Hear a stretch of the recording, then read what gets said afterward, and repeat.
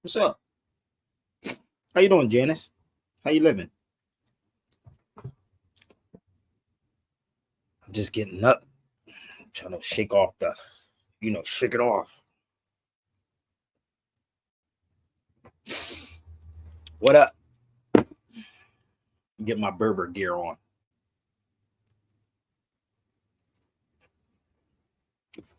What up? What up? What up? How are you? You good? Is everybody good?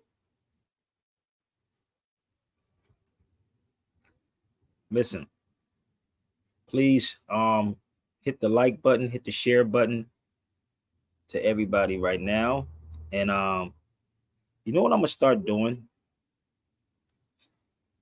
I am going to um I'm not going to be allowing a lot of people to come on the feed anymore because people come on the feed just as rude as hell, effed up.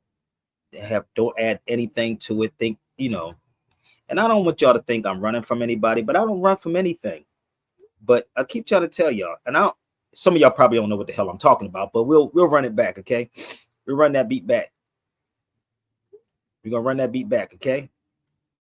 But I want y'all to share this out. So people come on my feed, right?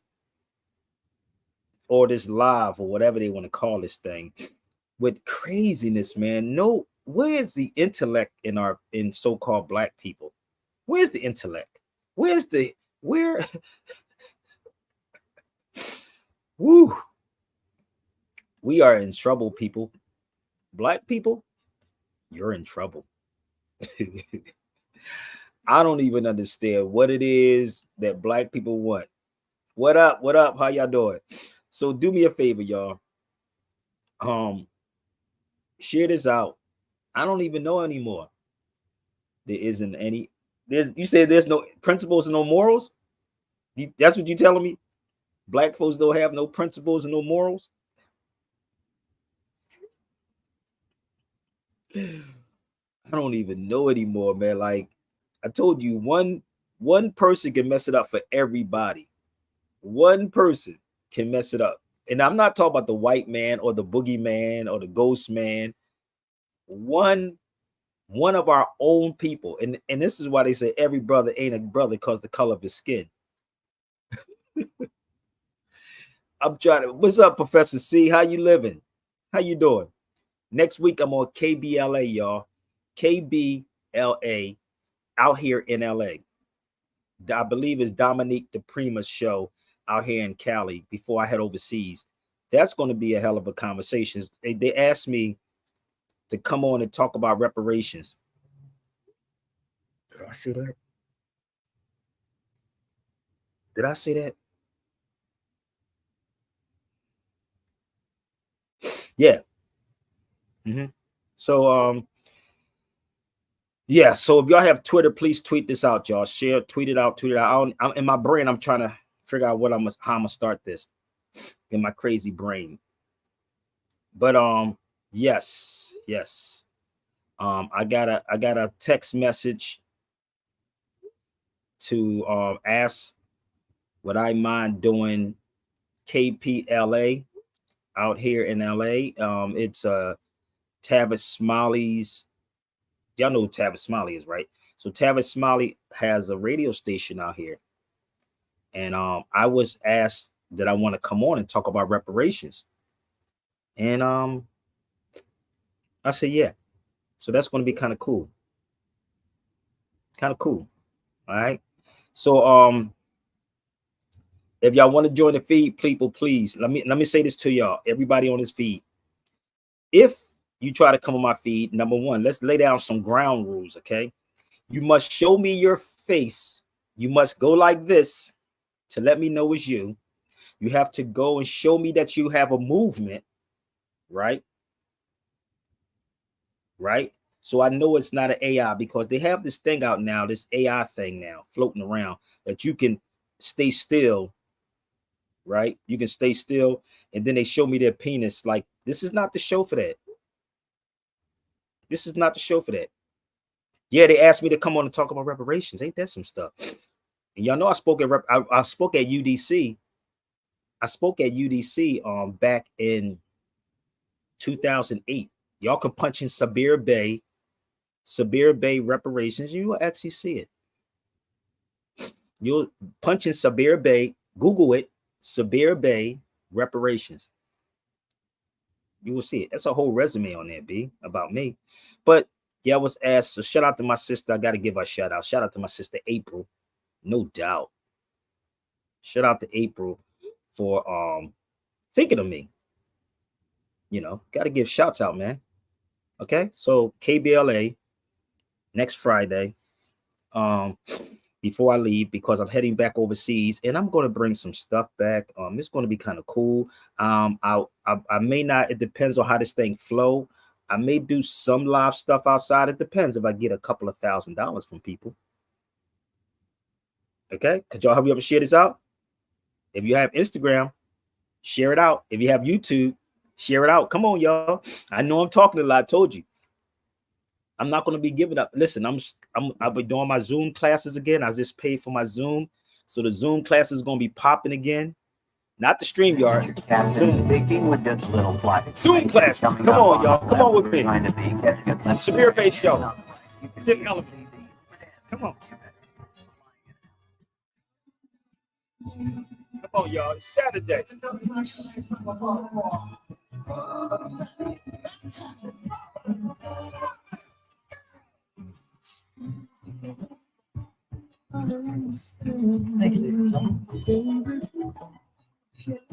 We're about to review a medley of songs we recorded a few years back.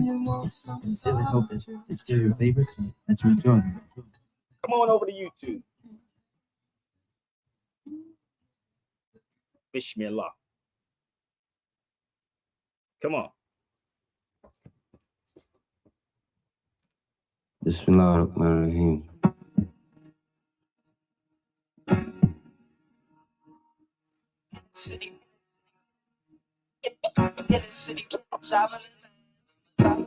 I wanted to become an aviator. Come on, share it out, y'all. Let's go. Share it out. Share it out. I always had the same dream. The dream was that I'm singing for hundreds of thousands of people. Beautiful people, and I got the standing ovation. And then about the being an aviator, yeah, time to play. No. Right. That you let me know. I'm a Tennessee traveling. Into her eyes, she's living with across the border of the land. I'm a Tennessee traveling. Won't cry with the tears in her eyes. We're gonna go and do something. Come on, share it out. Let's go. We had to do it.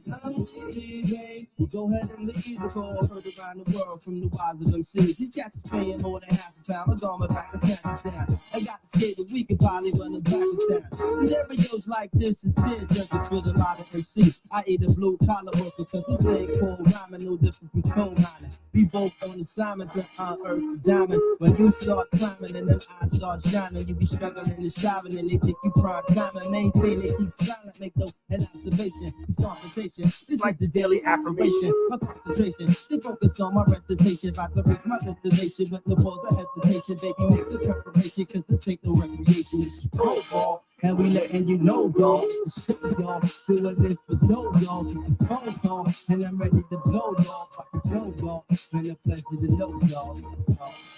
And I'm letting you know. I'm a Tennessee. Into her eyes, she's living with across the border of the land. I'm a Tennessee. With the tears in her eyes, will I be back home to drop these heavy ass bags of what my back. Get these likes up. The catalog around song. My baby girl is walking, been away for that long. When all you have to do since I was to me. My hometown is like a whole different scenery. The old town is on the stoop lane and usually the new jacks up in the park smoking greenery. Easily taken for granted when you offended, but it's sweet sinning when you been down for a minute. Move around, city, down with the finish, there ain't no winning. Classical B-boy in it, I like to win it. Cause it's the reason that we came here. This thing is not a game here. The future not the game here. From New York to the Cali and the Cadillac. Chicago, no, we innovate. Infiltrate Virginia State. DC make me stimulate. Philly, no, we penetrate. Georgia make us generate. Let's celebrate to get the pace. These celebrating my jams in foreign lands. Even your mans in Japan know what happened. I love make everybody out in the fun. Say it's fun. They got man, but we ain't getting fun. Phenomenal. We got some fun. It's the show, y'all. Trying to get this dough, y'all. About to blow, y'all. Been a pleasure to know y'all.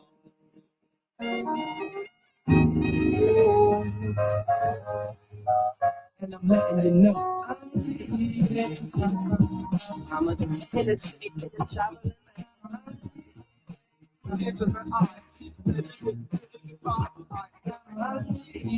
across the border of the land. I'm a illustrator, traveling don't cry with the tears in her eyes.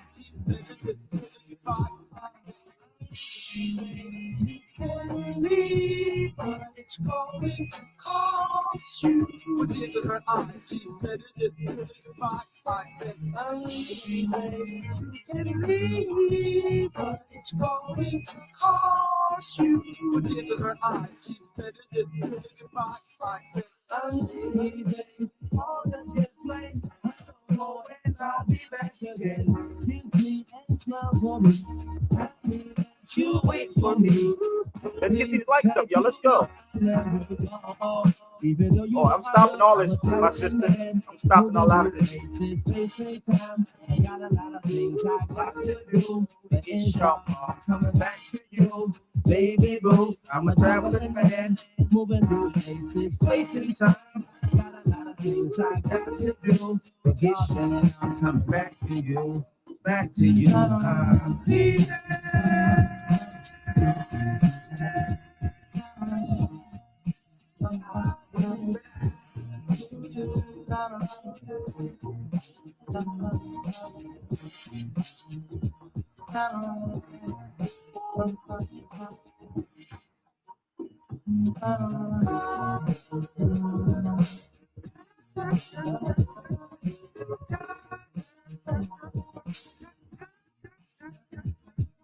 Rocking out, baby.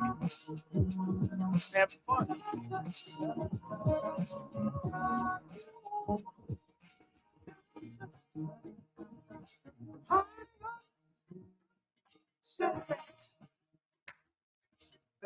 The link is up there, yo. That's the link, yo. Practice. I can't pay my taxes. You know what I'm gonna do? What's up, sis? No, I'm not. The funny thing is with me, honestly, I'm literally just getting up, getting my life together. And in my crazy head, I'm more so moving away. If y'all can pay attention, if y'all really aware that I'm pushing away from a lot of stuff, if y'all notice that's right, because I catch so much hell on social media, right? I can't talk about people. They be like, no, nigga, why you bringing this person up? Then I would, why you bring his name up? I don't have to bring nobody's name up. You notice their name is never in my title unless I really address them and I want them to come on the feed, not the flunkies. I want them to come to the feed. If I put anybody's name up here. So have you ever noticed that they don't come over here? So my thing is, and again, our people are the ones that have messed it up for everybody else. So when you see me move away from YouTube, it's not because of something I'm running from. It's Black people. It's the Black conscious people. Yeah, it's y'all. It's not all of y'all, just a few of y'all. So the people that get on my feed that make fake pages instead of being men and confront you and make, just show me their penises or their private parts.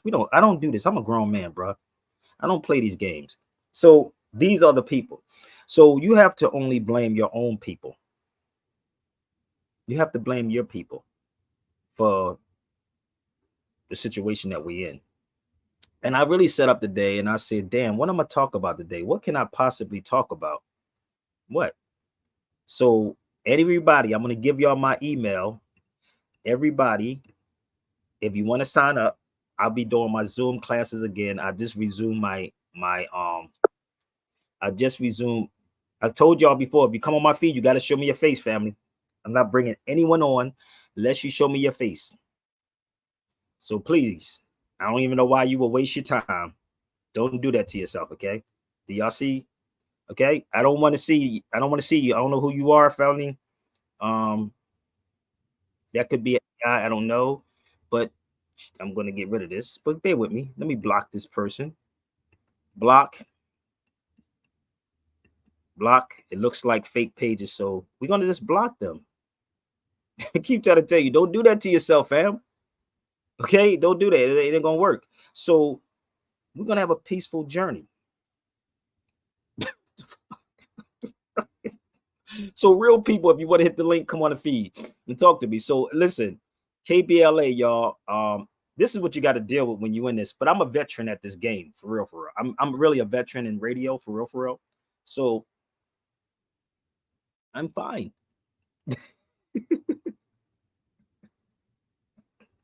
Just fall back. The cheapest thing you can do is just listen. Suck it all in, or set up a class, or set up a lecture. Then you can have me come over to your feed. How about that part? But KBLA next Friday before I leave, and I don't give the exact date, my sister, about when I'm leaving. So I don't do stuff like that. Niggas be in the airport like, yeah, nigga, I'm gonna go. You're just gonna catch me where I'm gonna be at.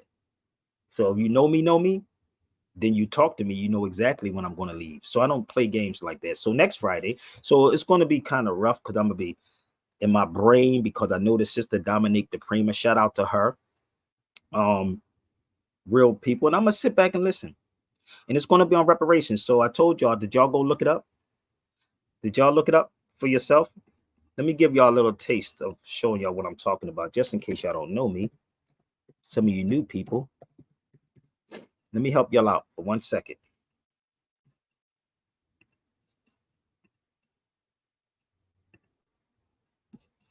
Let's close this. I'm going to help y'all out. Okay, just in case y'all don't know how far this back this go. Okay, so when y'all think you know me, you don't know me. So this is reparations. The university. I want y'all to pay attention. The cheapest thing you can do is to pay attention. Okay, be with me. What's up, brother Philip? Reparations, University District of Columbia Reparations Study Club lecture series. Right. Reparations 101 with special guests Sabir Bay, Civic, Civil Alert. That was my radio show and that was my newspaper. Watella, Sangar, Farouk. These are two attorneys at the University of the District of Columbia, room 41, building 41, room A003, right? Washington, D.C., January the 24th, 2008. So shout out to my sister again, April, who threw my name in the hat to speak or give a different perspective on reparations. And this was in 2008. I want y'all to pay attention. 2008. I'm not for the reparations. I'm for the education part of this, you know. Okay.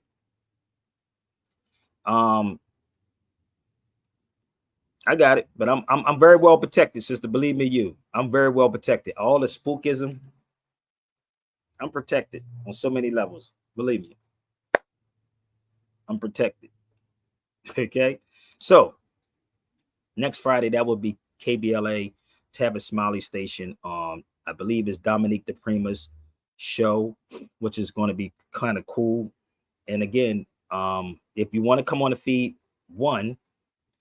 I might start having you write me because I don't know about these people with this AI. So you have to show me your face. You have to do some movement. As soon as you say something crazy, I'm gonna get rid of you. It's not that I'm running from you. It's just that I don't have the time for the craziness. Okay.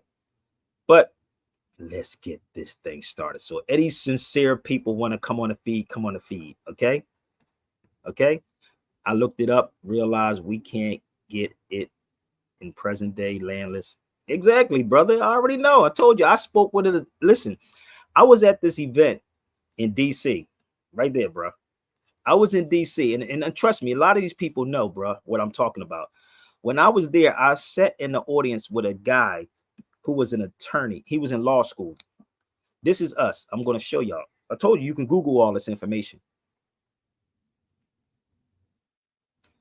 There is a guy I was talking to on here in 2008. He was in law school, January 2008, right? And I told him, and I just I didn't even bury my mother, but we was sitting here talking about we need to have reclamations. You must reclaim what's underneath your feet. Reclaim what's underneath your feet. And I'm going to build on this. Hopefully y'all get this, okay? And hopefully this is not over none of y'all heads. These are two attorneys that's on each side of me. And I said, the only way we're going to get this is to truly have knowledge of self. Okay? True knowledge of self. And I am so sick of dealing with people who's supposed to be so educated and so smart that act so damn dumb. And I'm just being 100 with y'all. Y'all can take it any way you want it, but it's crazy that we act so smart that we are so dumb with this. I had a conversation. And again, shout out to my sister April for thinking of me. I had a conversation with a brother named Teray that I respect highly. And hopefully he can pick up his phone. There you go. Brother Teray, I'm just talking about you, brother. Hopefully good things. It's always good things, brother. Matter of fact, I'm going to play your video. I just want y'all to see who I'm talking about, okay? This brother, we grew up, and if anybody knows me, this brother knows me, right? From childhood. But I want y'all to hear something. And the reason why I'm saying this, y'all, I need y'all to rock with me for a minute, because what this brother said made so much sense to me today. And he don't even realize it, what he said to me. And one thing that you said to me, brother, you said something about civics, right? The one thing that we don't know is civics. Ain't that's what you told me? Yeah. Civics. And as he's sitting there telling me this, I'm like, he's right. Which one of these black people or scholars or PhDs are teaching our people civics? Raise your hand. But I want y'all to see who I'm talking to on the phone with. Give me 1 second. I want you to hear. This is my brother Teray. So if anybody's familiar with the Fernandez family, they started a doomsday for all of you black folks that's in the States, okay? All of you people that's internationally, that travels around the world, that comes from different countries, they come to the great Doomsday Festival in our city, Philadelphia. It's his family. But let me let you hear what this brother said. And I played this yesterday, and I want y'all to comprehend this. Listen to what this brother said and who his father was. Listen. Mangaliso Toure Geingob, the firstborn son of the late President Hage Geingob, recently stepped into the public eye for the first time after the passing of his father and acknowledges the role his father played in building the Namibian house. As the country celebrates 34 years of independence, Mangaliso hopes that his father's legacy of unity and harmony will persist among the Namibian people. This will be the first Independence Day that my father will not be at. And it reminded me of, this is my first time coming here. And you fill out your little form when you're coming in. You don't know what I didn't put his name down. I used to be able to put his name down, and people at the airport would look, what do you mean the prime minister? What do you mean the president? You know him? And they would look at me and say, oh, you do look a little familiar.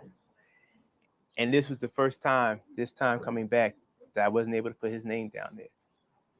And every trip coming back home to Namibia will be the same. I will not be seeing my father, but his spirit has permeated every fiber of this country, every person. So to the Namibian people, I feel nothing but gratitude, appreciation. I love you. I think that my father's spirit is here and is alive. And from all the people I've seen, each one of them have been touched by him. During his tenure as head of state, Aga Geingob often expressed his aspiration to leave the country in a better state than he found it. Mangaliso echoes the sentiment, emphasizing his father's commitment to inclusivity and his vision to eradicate poverty. And that's nothing. I didn't just lose my father. The nation lost their president. The nation lost a father figure. Individuals lost not just people who are related to us, but individuals who had a connection with him, because he was a people person. He connected to everyone. And that's what I saw. So if that connection can be maintained and improved upon and nurtured so that it naturally evolves to a point where we see Namibia as the place that it was meant to be, where all are included, where no one is made to feel left out, where we actualize our potential and our resources, so we eliminate poverty, so that every person, I don't want to see homeless children. I don't want to see people without food. I don't want to see people without any type of shelter. I think Namibia in the next 20 years can actually achieve that goal, and I task us with doing such. Mangaliso has since returned to his home state of South Carolina in the United States. However, he mentioned that he still has a deep connection to Namibia and urged the citizens to continue to carry his father's values of unity and progress as he would from afar. This is the crazy part. Somebody just said he speaks perfect English. There's You know why three. he speaks perfect English? Because we grew up together in Philadelphia together. That's why. Somebody said you speak perfect English, Teray. Teray, you there? Public school system, my brother. Public school system. And see, this is what people don't understand. It's the public school system. And this is the problem.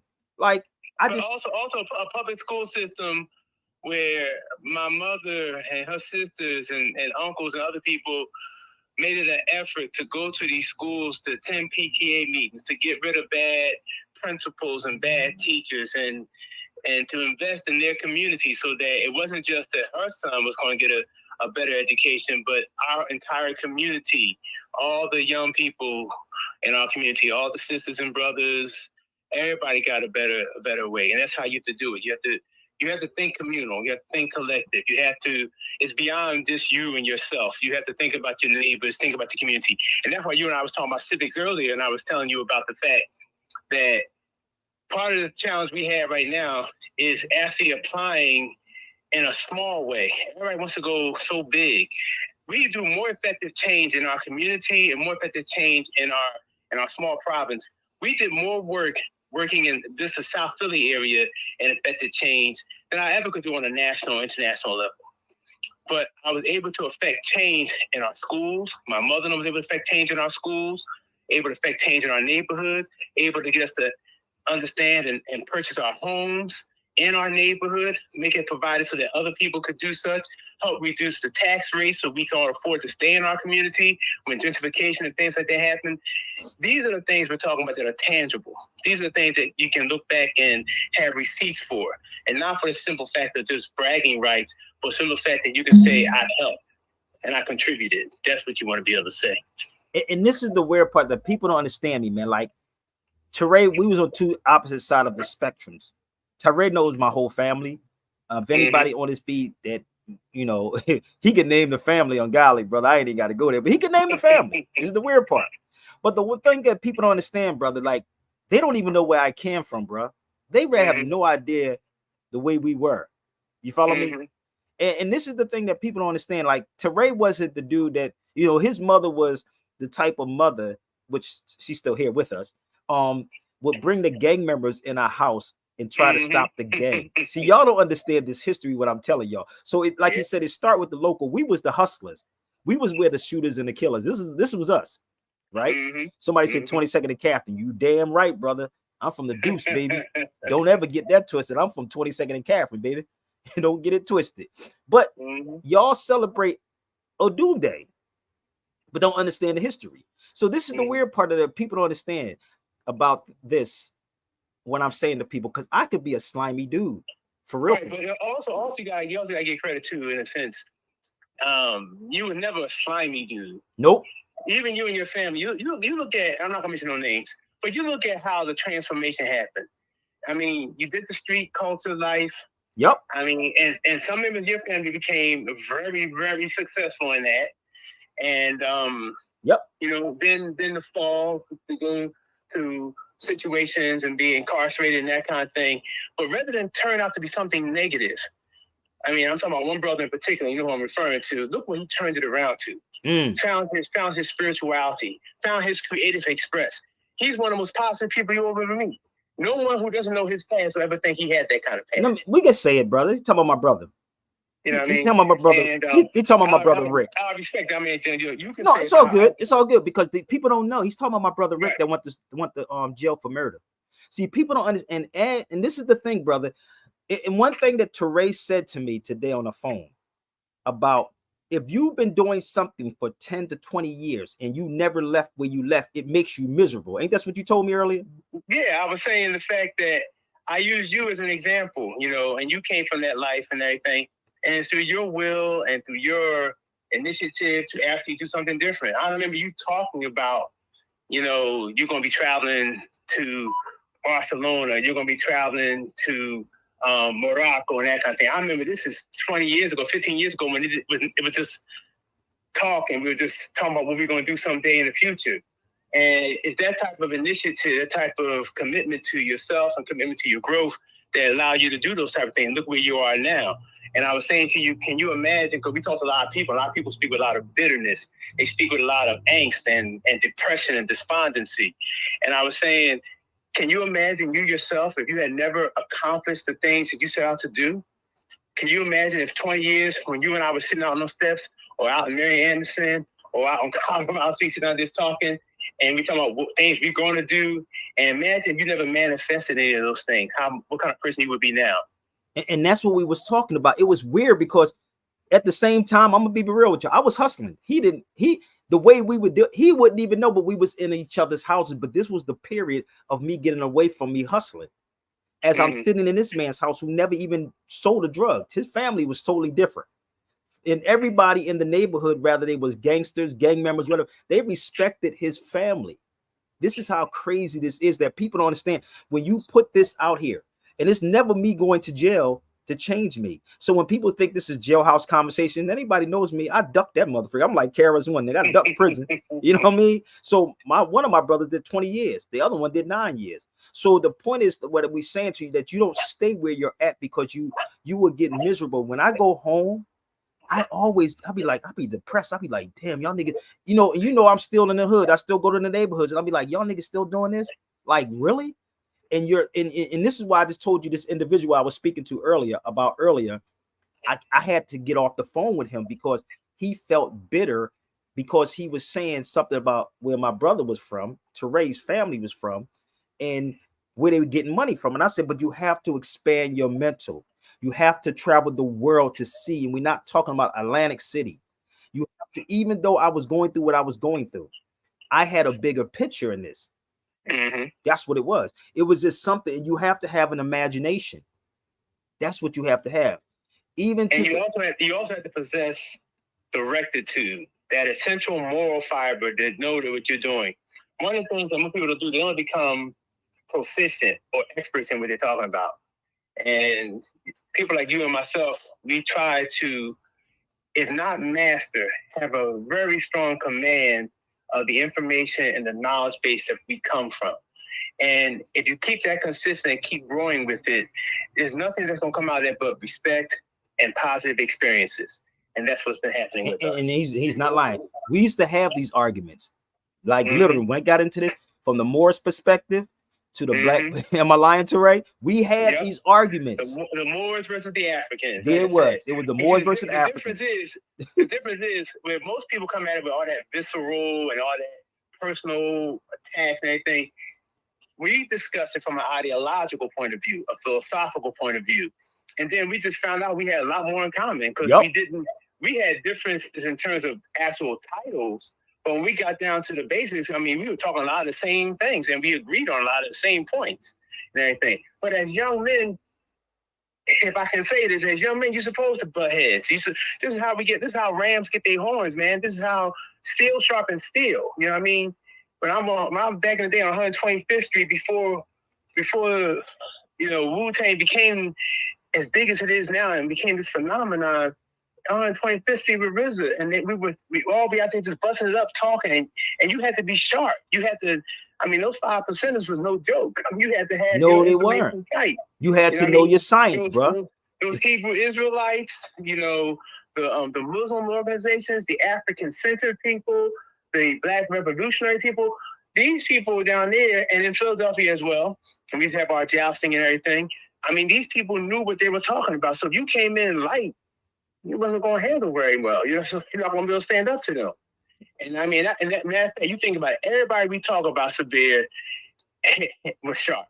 Everybody. And this Everybody is what Tiffany, I mean? Yeah, everybody. And Tiffany said this at the Pearl of Africa when we used to be. She said it could be 10 people debating with Sabir, 20 people, and it'd be at the end of the whole thing, it'd be one person going head to head with Sabir. Tiffany would say this. She said they used to go at it with Sabir, even to the point that, and Teray can bear witness to what I'm saying to y'all, it was at a point that we used to have meetings and they would say, don't invite Sabir upstairs.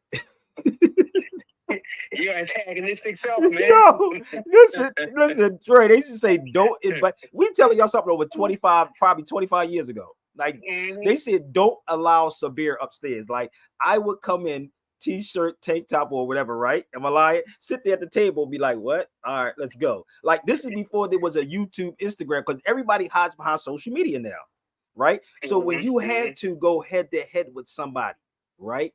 That was the greatest test ever to see who's going to be the last man standing with this. And the crazy part is, even with Teray and I, the late night arguments, the late night debates, and we going back and forth, face to face, not on social media. Face to face with this, and you have to prove yourself. You have to bring out your documentation, your experiences.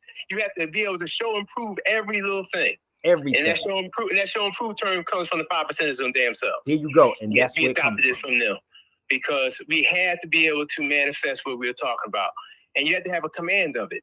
And then, and my part, which I wanted to make sure I excelled in, was you living what you were talking about. And yes, he was. Let me tell you something. Can I tell you a story about this dude? Like, he literally lived that shit. Like, this nigga ain't had no car. He gave up his car. I said, nigga, he gave up a car. Listen, this nigga, wintertime, y'all. We talking about Philly. Philly in the wintertime. Philly in the wintertime is biting when your teardrop freeze. This nigga gave up a car. And you go in his house, it was crazy. I'm sitting here like, this can't be this nigga. Like, and I'm going around his house like, mother freaking, what time I used to go to y'all's 12, 1 o'clock in the morning? Your girl be upstairs. Yeah, you just come like quite late. Late as hell, right?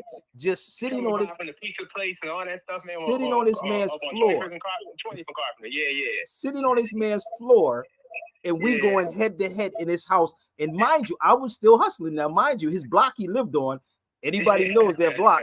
A nigga can set you up. Am I lying? A nigga can set you up if they know you, right? So we going, I'm leaving this man's house at 3 a.m. Sometimes I was driving, but we live not too far from each other. But it was weird.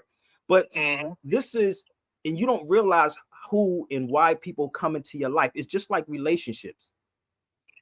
Like, we wouldn't even recognize somebody that may come into your life. It may be for a short term, it may be for a long term. But people come into your life for a reason, and they're going to test you. And this is why I said it's different, brother. And I don't understand how people can try to argue or debate with me when you're going to lose the debate with me on this social media. I'm not going to buckle. I'm not going to bend. Teray knows me. He knows how I am. He knows that I've been through a lot of bullshit. We've seen a lot of bullshit growing up in Philly. Literally. From death to brothers being shot to us taking brothers to the hospital who's been shot. So these things, people, would actually strengthen you. You follow me? And like you said, if you don't have no one, even down to when my son got killed, and the weirdest part is, brother, and I tell people these stories for a reason. Somebody said, well, why are you always talking about yourself? Because it's my life. It's my life. And that's what Richard Pryor was talking about. You got to talk about your life. What did you go through? What was your ups and downs? Are you afraid to talk about it? So when my son was killed, and I'm saying this to y'all for a reason, if honestly, Teray, if I was to stay in Philly and was in Philly at the time of where my mind would have been, it would have been something totally different. Yep. I'm dead ass serious. Because everybody called me and asked me, what do you want me to do? Ask me, what do you want us to do, bro? Philly is not that big, right? Yeah. What do you want us to do? And if I would have said yes, it would have been a wrap. But the mindset and talking to elders like Brother Marty and a lot of other elders that came to me at the time, Bernard Peterson, who did 20 years, because at the time of murder was 20 years. I spoke to my brother-in-law. He said, you have too much going on. And I know it hurts you. I know it hurts. But he's a Muslim. He said, but let Allah deal with it. This is what he said to you. Let Allah deal with it. Because I know Philly is not a big place, bro. And I want people to understand, to hold that type of, to hold that and to lose a child, bro, and to be there, and to lose your child, not by a white man, not by a white cop, by brothers that look like us. So somebody's doing us a disservice, brother. And it ain't the white man, it's our people. Well, we know better. We grown people, bro. We're grown. And I sit there and I said, if I would have stayed in Philly with the mindset at the time, and I told you before, you would never know I'm doing shit because I ain't gonna get on his feet and tell you nothing. Shh, hush. You would never know. And this is what is happening. And by doing it this way, look how things turned out. Thank you. Your life is still beautiful, and you were given another gift. You were given another male child. And that's what it was. Relatively short after that incident happened. Yup. You couldn't ask for better. Nope. Relatively short. That spirit came back very quickly. My son came right back to me again. Right back again. And this is why I said people have to have patience, bro. I'm gonna be 100. You have to have patience, and this is the one thing that people don't have. We don't have the patience, bro. And I didn't even name my name myself, Sabir. It was given to me by a Muslim because it said you have patience, brother. Niggas, listen, people say, well, brother, what was your former name? I don't acknowledge it. I'm like Malcolm X. Why are you asking about my former name when I don't even acknowledge what that is? Who is it? Who gave it to you? Ask me who I am now. That's what you ask me now. Because this is what people do, try to dig up your past and try to figure out. Nigga, if you want to know about my past, I'm transparent, brother. This brother on the phone. If you want to know about me, ask me. I'll tell you. I didn't told y'all half the stuff. You follow me? But don't try to use and say, well, your name is dead. He's gone. He's not even around anymore. That guy died when he got shot. And like I said, I run into that problem all the time anyway. But the thing is, so what? I mean, okay. That's what I'm saying. His name was so-and-so and so-and-so before it was Sabir. Your point being what? What was Malcolm's name before it was called Malcolm? You see what I'm saying? And this is the thing that people believe that they use against you. You can't use that against me, brother. Don't work with me. I am very patient. And everybody that comes on his feed says, brother, you are a very patient dude with people. Because I would have cursed them the hell out. No, it's called patience and it's called maturity. I mean, not only that, you also realize another thing. Technically speaking, they really can't penetrate. They can't hurt. They can't assault you in any real way. I mean, you tell me my name was so-and-so or Fernandez, whatever, that's not going to hurt me. No. You tell me something I've known for a long time. There's nothing you can do to damage me. That you can do. When you realize you cannot be hurt by these attacks, and you realize that they're futile, then all you can do is just have nothing but an abundance of patience, because the patience comes easy at that point. That's it. And then you see the flaw in their attack. You see the flaw in their it's like playing chess. I see where you're going to move to, man. In fact, say it again, church. Chess. I'm predicting where you're going to move to because I'm the one initiating where you're going to go. Listen, say that again. I'm initiating the way you're going to go. This is why Karis once said, I create the matrix and put you in it. Yep. I create this, and they don't even realize that I'm putting you in the matrix and don't even realize this. You don't even, like, I can say key things, and these cats will fall in line, straight up. Fall in line. Let's go. Oh, yeah, well, Sabir did this. Nigga, you can't never in your life say I don't take care of my children, because I do. He knows that. If you know me, you know. My children are always very well taken care of. Everybody's good. Because y'all don't post it on social media like that. No, I'm going to let you see the children part. You follow me? Allah is the best protector, brother. Allah is the best, but you can call him Jehovah, whatever you want to call him on this planet. He's the greatest of all. So I don't fear this, brother, at all. And I also understand the art of war. And I also know fake people that's on these feeds too. Don't think I don't know y'all, because I do know you. I can feel your energy through here. I know who you are. You sitting back waiting. You follow me? So you have to have certain people around you and still go home and stay in tune with your neighborhood or your, I don't want to say community, your neighborhood, because I'm always home with my people and I understand what's going on. And we need to put more of this out. Even when I started the radio, my brother Teray will tell you the stories of me starting radio. He used to do radio with my sister Atakia Bay. Ah, yes, good old Sister Bay. Rest in peace to Atakia Bay. Most of y'all don't even know who that is. And this is what it is. He's always been, to me, honestly, to tell you the truth, it's like a role model to look at. This is what this is. That, brother. Thank you. Whether y'all know it or not, we from two different spectrums on how we think, but we, like he said, we come together. And when I said to him today that Abdullah was talking about something have international laws, dealing with international. If you don't have an individual that's traveling internationally and you're not financially backing the person to go to these particular places and speak for Moors that's here, don't say something is international. It's not. It's national, not international. International means that you go around the globe and not on social media doing this. You mean you sit, like he said, with the heads of states. You sit with the heads of countries and you have this conversation with people. And this is the thing. When John Henry Clark said this, was it John Henry Clark? I think it was. And he said, it was John Henry Clark. If a person says that they're your leader, that goes for even these Moors. And I told you, I don't take sides. If a person says that they're your leader, ask them some key questions. Where did you get the message from? Who you delivering the message to? And what is the message? Mm-hmm. That is the key, people. And as a leader, where are they taking you? Thank you. Where are they taking you at? To a club? Are you taking me to a feel-good session and you spend $50 for what? And this is what I shared. And no disrespect to my brother Abdullah. He got off the line. My point is we can't keep selling this to people. Like my brother Teray said, after 20 years, we still doing the same damn thing? For real? And you know the people who are trying to get out here to trying to bring this full circle. Teray, I did something that was so crazy. When I was in Morocco for the first time when I was over there, I took the final call to Morocco.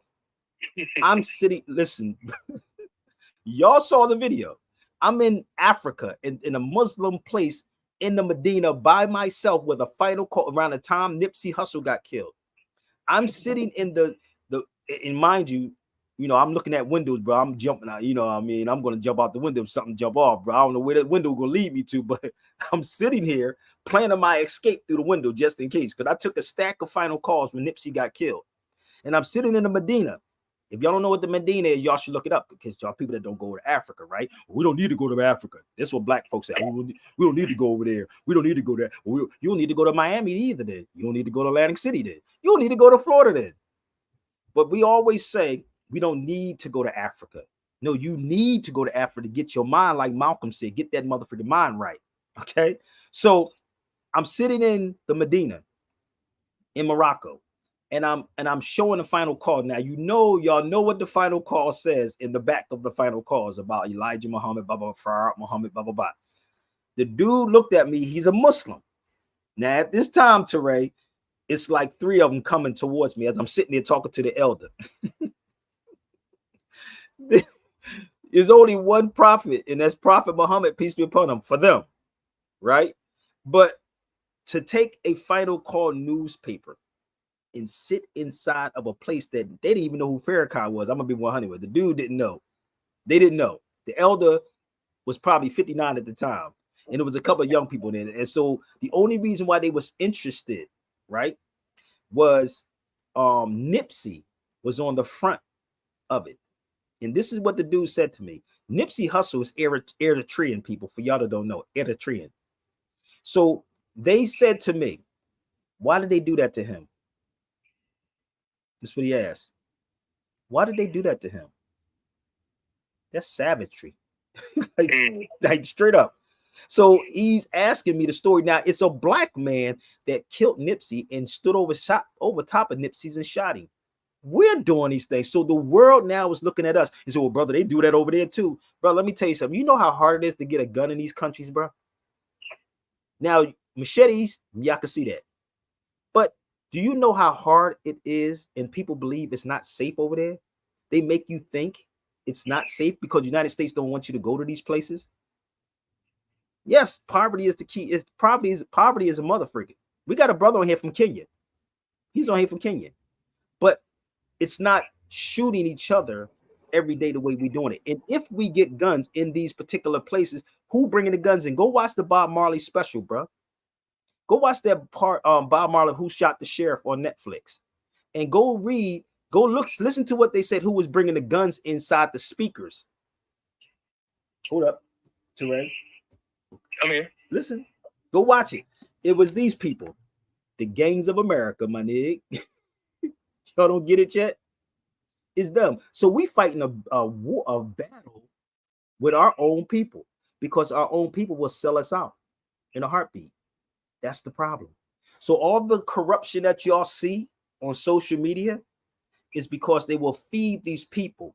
Any Negro. That's why they say the cheapest thing you could buy is a nigga and a stick of gum. Let's give it to him. Let him pay $14.95 for a blue check so people can follow him. Not a problem. Blue checks. Pay for it. You can pay for followers too. This is what we're dealing with right now. This is what we're dealing with. No intellect at all, brother. So when you're out here on the forefront of all of this, it's a battle, big, and it's your people that's trying to take you down. So Teray did this. So this is Teray's article. I didn't write this. Teray wrote this. And Teray was the one that asked me to speak here that day. I'll never forget this. I was speaking at UDC. And damn, you going back to DC. Wow. I'm going back to DC, brother. See, people don't understand. Yeah. My mother didn't even get buried yet. Mm-hmm. And I said on January the 8th, January the 24th, 2008, I spoke here, but my mother passed January the 8th on Noble Drew Ali's birthday. And Teray was like, your mother is the one that wanted you to go here. This is the part of the civics that y'all don't understand. And when you have brothers like him that will push you to go, if you look at my picture, it don't look like I was going through nothing, but deep down inside I was, because I lost my mother. And I spoke here to argue with a brother that was in law school. Remember that dude that was in the audience? He kept arguing. He said something about reparations. And I said, brother, we got to have reclamations, not reparations. Teray was there. He was there at this time. And the professor tried to play somebody. I said, oh, don't do that. See, you trying to play somebody. You can't play me. I know you. And this is, again, if you know the individual, if you know your opponent before you go. When we used to box, we had to study our opponents, people. And this is why some people run away from certain people, Teray, because they understand the light is too strong. Jesus wasn't talking about walking around with a candle in his hand. He was the light. He didn't walk around talking about he was the best of the best of the best. He didn't do that. He came in with the light. He was the light. He was the way. So when people see your light, they avoid that light. That's what happens. It's not about a person talking about how many degrees we have, brother. So when Teray said, yo, your mother would have wanted you to go here. And when I spoke there, the brother thought that he was getting to me. And I said, well, brother, we need to have reclamations, not reparations. Reclamations. And this was Teray's, what was this, a newspaper, brother, that you had, a magazine, right? Yeah, still have it. A magazine. I did an article on you. He did an article on me in his magazine. What was the name of that magazine? Article? Aesthetics magazine. Aesthetics Yep. Magazine. Yeah, still have it. And he still have it. And this is the brothers that was there on that panel. These are two attorneys on that particular panel. So why do people think that I would run from any of these things? It's just that certain things I don't, you ignore now. When you mature, you ignore certain things now. You be like, nigga, I'm pleased. I'm good. It's irrelevant. You know what I mean? Like, I'm fine, dude. Let you do what you do. You know what I mean? Because you have to show me your track record before you trying to even come up against me. Show me the track record. What have you produced for anybody to make them change? And then also the thing is, not only just show you produce, but come with good intentions. Most people want to get clout. Yes. They want to do hurtful things and bring up personal things and all that kind of stuff. That's not what this forum is for. This forum is for us to actually exchange information, to build upon our knowledge, and to see if we can make that applicable to servicing our people. Like I tell people, only thing that matters is how well you serve your people. Whether it be your wife, whether it be your children, whether it be your family, your mother, father, sisters, brothers, your community, your organization. Like I said, the best leaders are servers. How well do you serve? You know what I mean? It's all right to want to get up there and be the person who everybody's lauding and everybody's really into, and nobody's gonna front on that. When we was young, we understood the appeal of that. We know how it felt to have a lot of women coming at you like that, and I'm sure we enjoyed our fair parts of that kind of thing too as young men. You better as you get older, you understand the more important responsibility you have, especially toward the women. Especially toward the women, you understand your responsibility. And you become something a little bit more mature, and you become something that is more beneficial than it is detrimental in terms with any relationship you engage in. So that's why I say it all the time, man, people have these debates and everything and that kind of stuff. And I was like, at one point we should have healthy debates. Yes. You know what I mean? At one point, someone would just say, yo, God, don't cut my wisdom. Don't cut my wisdom. And that was the thing to tell you, just give me time to finish saying what I'm saying. But we would come up, especially those brothers, man, they would come up with such cool ways of just articulating that it became worldwide. I mean, those slang terms, those street terms, they became universal in a sense. My point in saying that is to say that we had a respect for each other. You even look at the old heads, even when we had our debates back in, you look at one of my favorites is Dr. Asante going against Kwame Ture. And they had so much respect for each other. One was coming from a Pan-Africanist view, the other one coming from an African-centered point of view, Afrocentricity view. At the end of the debate, all they could do was shake hands and say the two parts need each other. Yep. And then they went at it head to head for 2 hours. He said 2 hours head to head. 2 hours head to head. But they never took a personal shot. No one said anything about your wife, your children, your mother, none of that kind of stuff. Because we ain't out here busting, we ain't out here trying to rip on one another. We have an intellectual debate to decide what is the best format upon which we should serve our people. And that's the type of things. When we have our debates, even on 125th Street, and I don't get it twisted, a lot of brothers out there are a lot more energy, a lot more energetic, and they got charisma. So if you're a quiet, unassuming talker, you may get over trampled over by that. But if you know your stuff and you can relax and hang with them and have some fun with it, and then you start high-fiving, next thing you know, we go into the vegan restaurant, we getting some food, we still talking. This is a beautiful experience. And I wish a lot of the social media people today could have that experience, could know what it is to be face-to-face, to know what it is to be in a crowd, to know what it is to wait your turn. And when you get that time to speak, you got to drop it. And sometimes you may drop the mic. You got to drop it. Other times, you may not get a chance to pick up the mic because they're going at some ferocious things. You gotta be able to jostle in. You gotta make sure your point is tight. You remember how it was with Son Leonard and them back in the day when he had the pictures on the street and telling people to walk over this picture and this picture, and I mean all that kind of stuff. It was just an incredible time that we were nurtured in and we cut our teeth in. It was an impressive time to understand how to be molded into the people we are now and the cultural thing, and to really address our manhood. You know what I mean?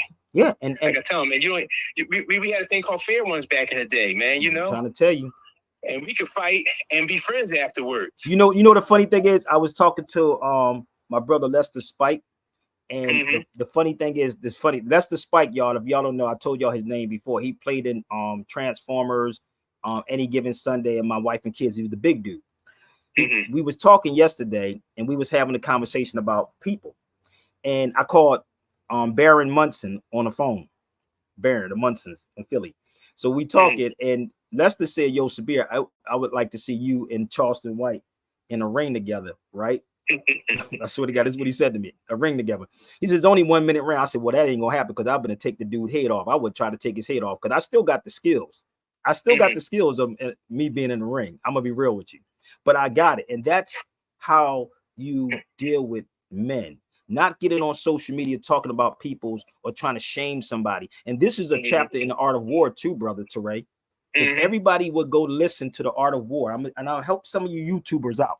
Okay, so there's a chapter, and I posted one up here on the feed.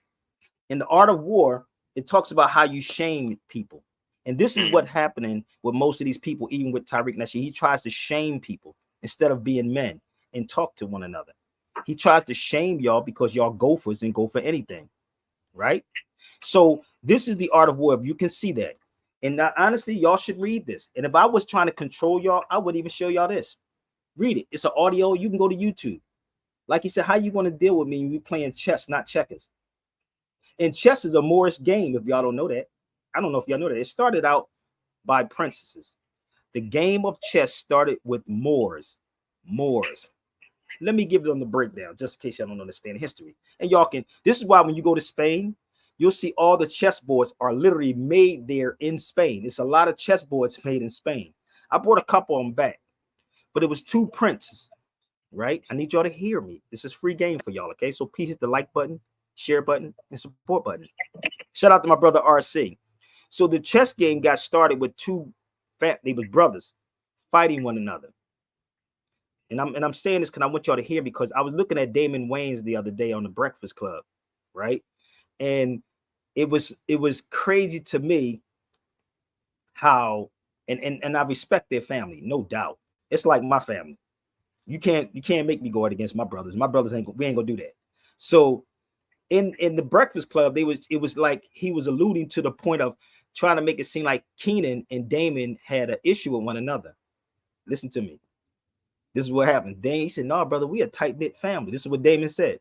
Because once you on social media or on these Breakfast Clubs, what they do is they try to pull things out of you on those shows and use that against you. This is how they operate, right? So the chess game started with two princesses fighting one another. Go do the history. They keep telling you it's China or Asia, right? We are the Asiatics. We'll get into that too. So they said it was two brothers fighting one another. In order for them to stop the beef amongst one another, they created the game of chess. They brought the brightest minds in the room. Everybody's not a bright mind on social media, y'all, whether y'all want to believe it or not. They're not. They brought and Teray already talked about that. Certain individuals, like some people may not get the mic. Some people may get the mic.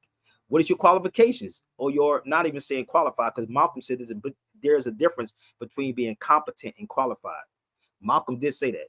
There's a difference between being qualified and competent. So let me explain this for the people.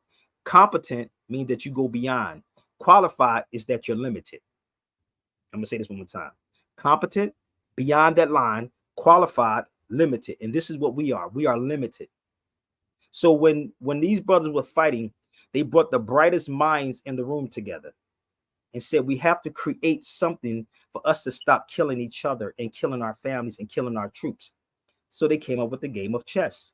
Okay, so what happens? The one who wins congratulate the one who lost. Am I making sense, people? I know this is not registering with y'all because y'all like the yelling and the screaming and the white supremacy and the white man, the devil. I know, but you use everything of the white man, his credit card, his debit card. You're going to go buy the white man's gas when you get off of here too.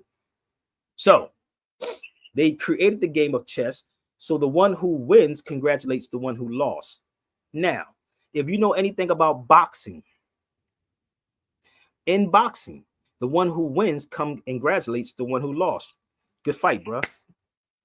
Hey, you remember the origins of hip hop? I'm This great. is one of your favorite subjects. I was great. Go there. This is what I'm trying to show people. Okay, I want to interrupt and continue your flow. No, but you can come on in. But they killed that also.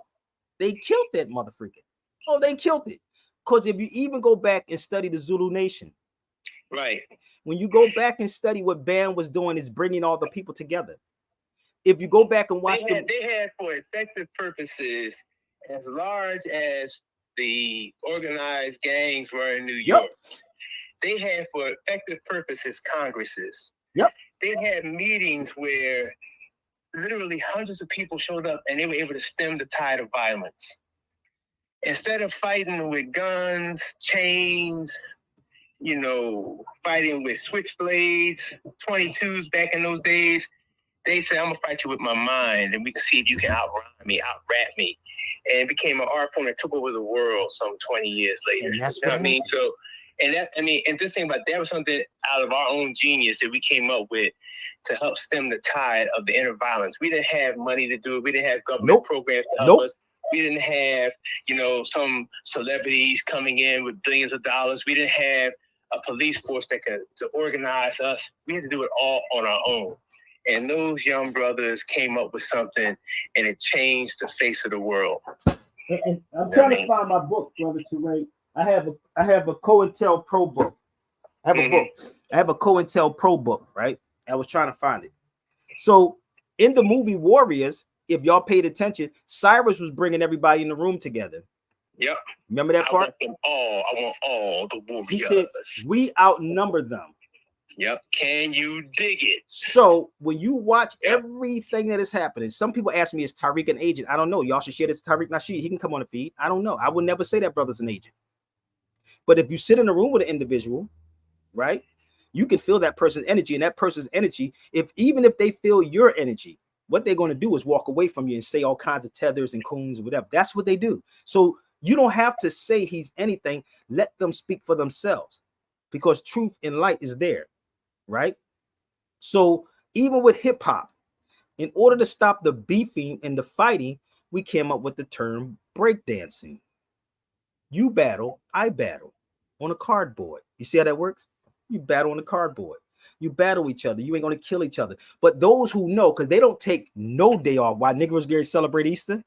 Oh, they got stuff new for y'all. That's why they got this create come out. Hold up. This is why this is going on, Teray. Watch this. Listen to this. They don't care about no, this is not even the 30s of Jesus rose the third day. If you have common sense, the third day would be what? Monday, right? Mm-hmm. Third day would be Monday, right? Okay, so let's go here. This is what happens. Listen up. Give me 1 second. Stay in your motherfucking lane. You want to be transgender, you want to be gay, you want to stay in your motherfucking lane. We'll be over here, you'll be over there. That's it. Period. Stop fucking with God. You know, people are still clueless. They're still clueless of how this perversion came about and who pushed this agenda. It was the black savior to you Democrats, you libtards. It was Obama who federally legalized gay marriage, okay? Then now you have Biden that's in office that's allowing transgenders into women's sports. Also, Obama started for them to go into our bathrooms. Who are they? They're both Democrats. You won't see that in a Republican state. Why? Because Republicans follow God's law. So, stop voting blue. If you're a Christian, I don't even understand how Christians can even be a Democrat. They go against God in everything that they do. The day we celebrate, the day that Jesus is supposed to raise from the dead, you make that transgender day? They made it transgender day. Wait a minute, you saying that They make there's a it push to Stay in your motherfucking lane. Yeah. transgender day? You want to be make it transgender, you want to transgender. be gay, you want to Oh, really? stay in your motherfucking lane. We'll be over here, you'll be over there. That's it. Period. Stop fucking with God. You know, people are still clueless. This is crazy, brother. And this is the weirdest thing. We'll justify the craziness with us, brother. We will justify the craziness and say, yeah, brother, but everybody, we all got to get along. No, Negroes, please. This is the crazy part about people.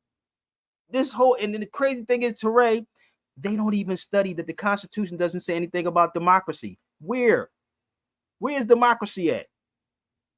Somebody help me out. This is why I said again, they know us all too well. Hold up. Let me help y'all out. Somebody count from Friday to Monday. They say Jesus died on Friday, right? So, but how's the third day is on Monday? Last time I checked, he died on Friday, right, Teray? Saturday, Sunday, Monday would be the third day, right? He rose the third day, right? Yep, 24 hours each day. Okay. Time. So if he died on Friday to Saturday is 1 day. Saturday, Sunday is 2 days. And then the third day will be Sunday to Monday. Thank you. When you go to a hotel, do you count? How many times have you counted?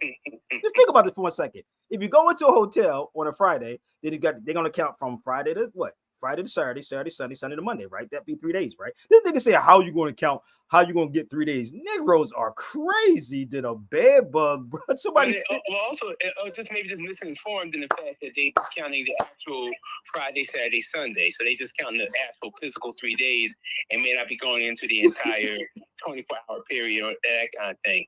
So, again, it's all a matter of interpretation.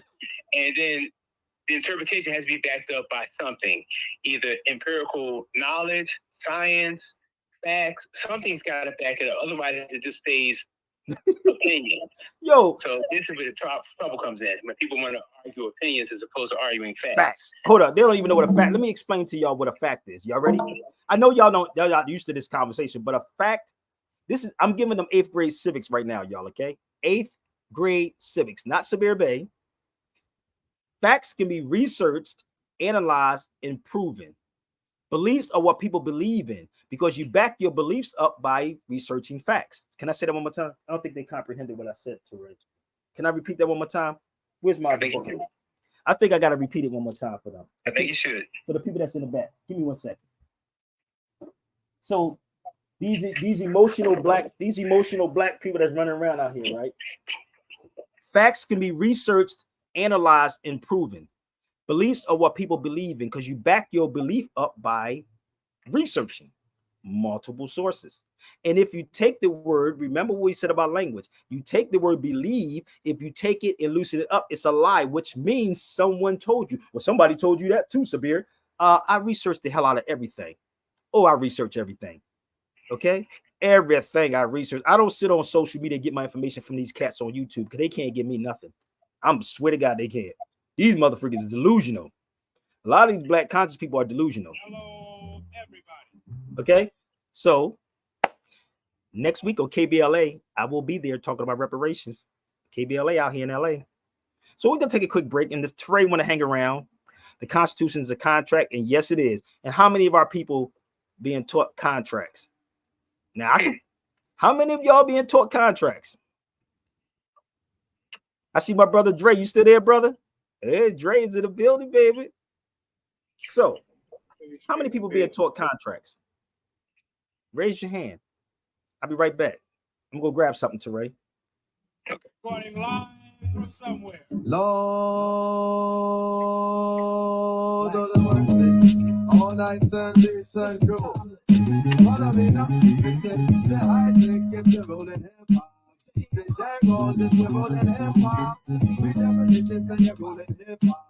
Say nights all come to rock it out. From the first to the last of it, delivery is passionate. The whole and not the half of it. We're gassing at the back of it. Protect our land, I'm blessed away. Accurate assassin shit. Me and quality close like you feel like him and Africa. After this, you progressively wanna pack your Methodist. Shout out like afterwards for all of the camera. Connected like a red house from the townhouse to the tenement. Cause I'm off of black residents. Don't believe in the evidence. See that? Others they get on, can't believe that. No one is in the tree, yeah. You where the police say, yeah. Telling quality, equality, you tell them what we do, yeah. In New York City, where they paint the rules of Mickey and cash and tricks, cause instead of fabulous life look pretty. What a pity, once it's the 50 cents, the sin fence. Street senses dominate, can't be covered with 50 cents. My weapons are in this country from the eternal redemption. People think your MC is your hand from misconception. Let me meditate, get it straight. Came to the conclusion that most of these cats is left away. Let me demonstrate, walk in the streets just like battling. Be careful with your body. You might look karate, you think it's bulletproof like today.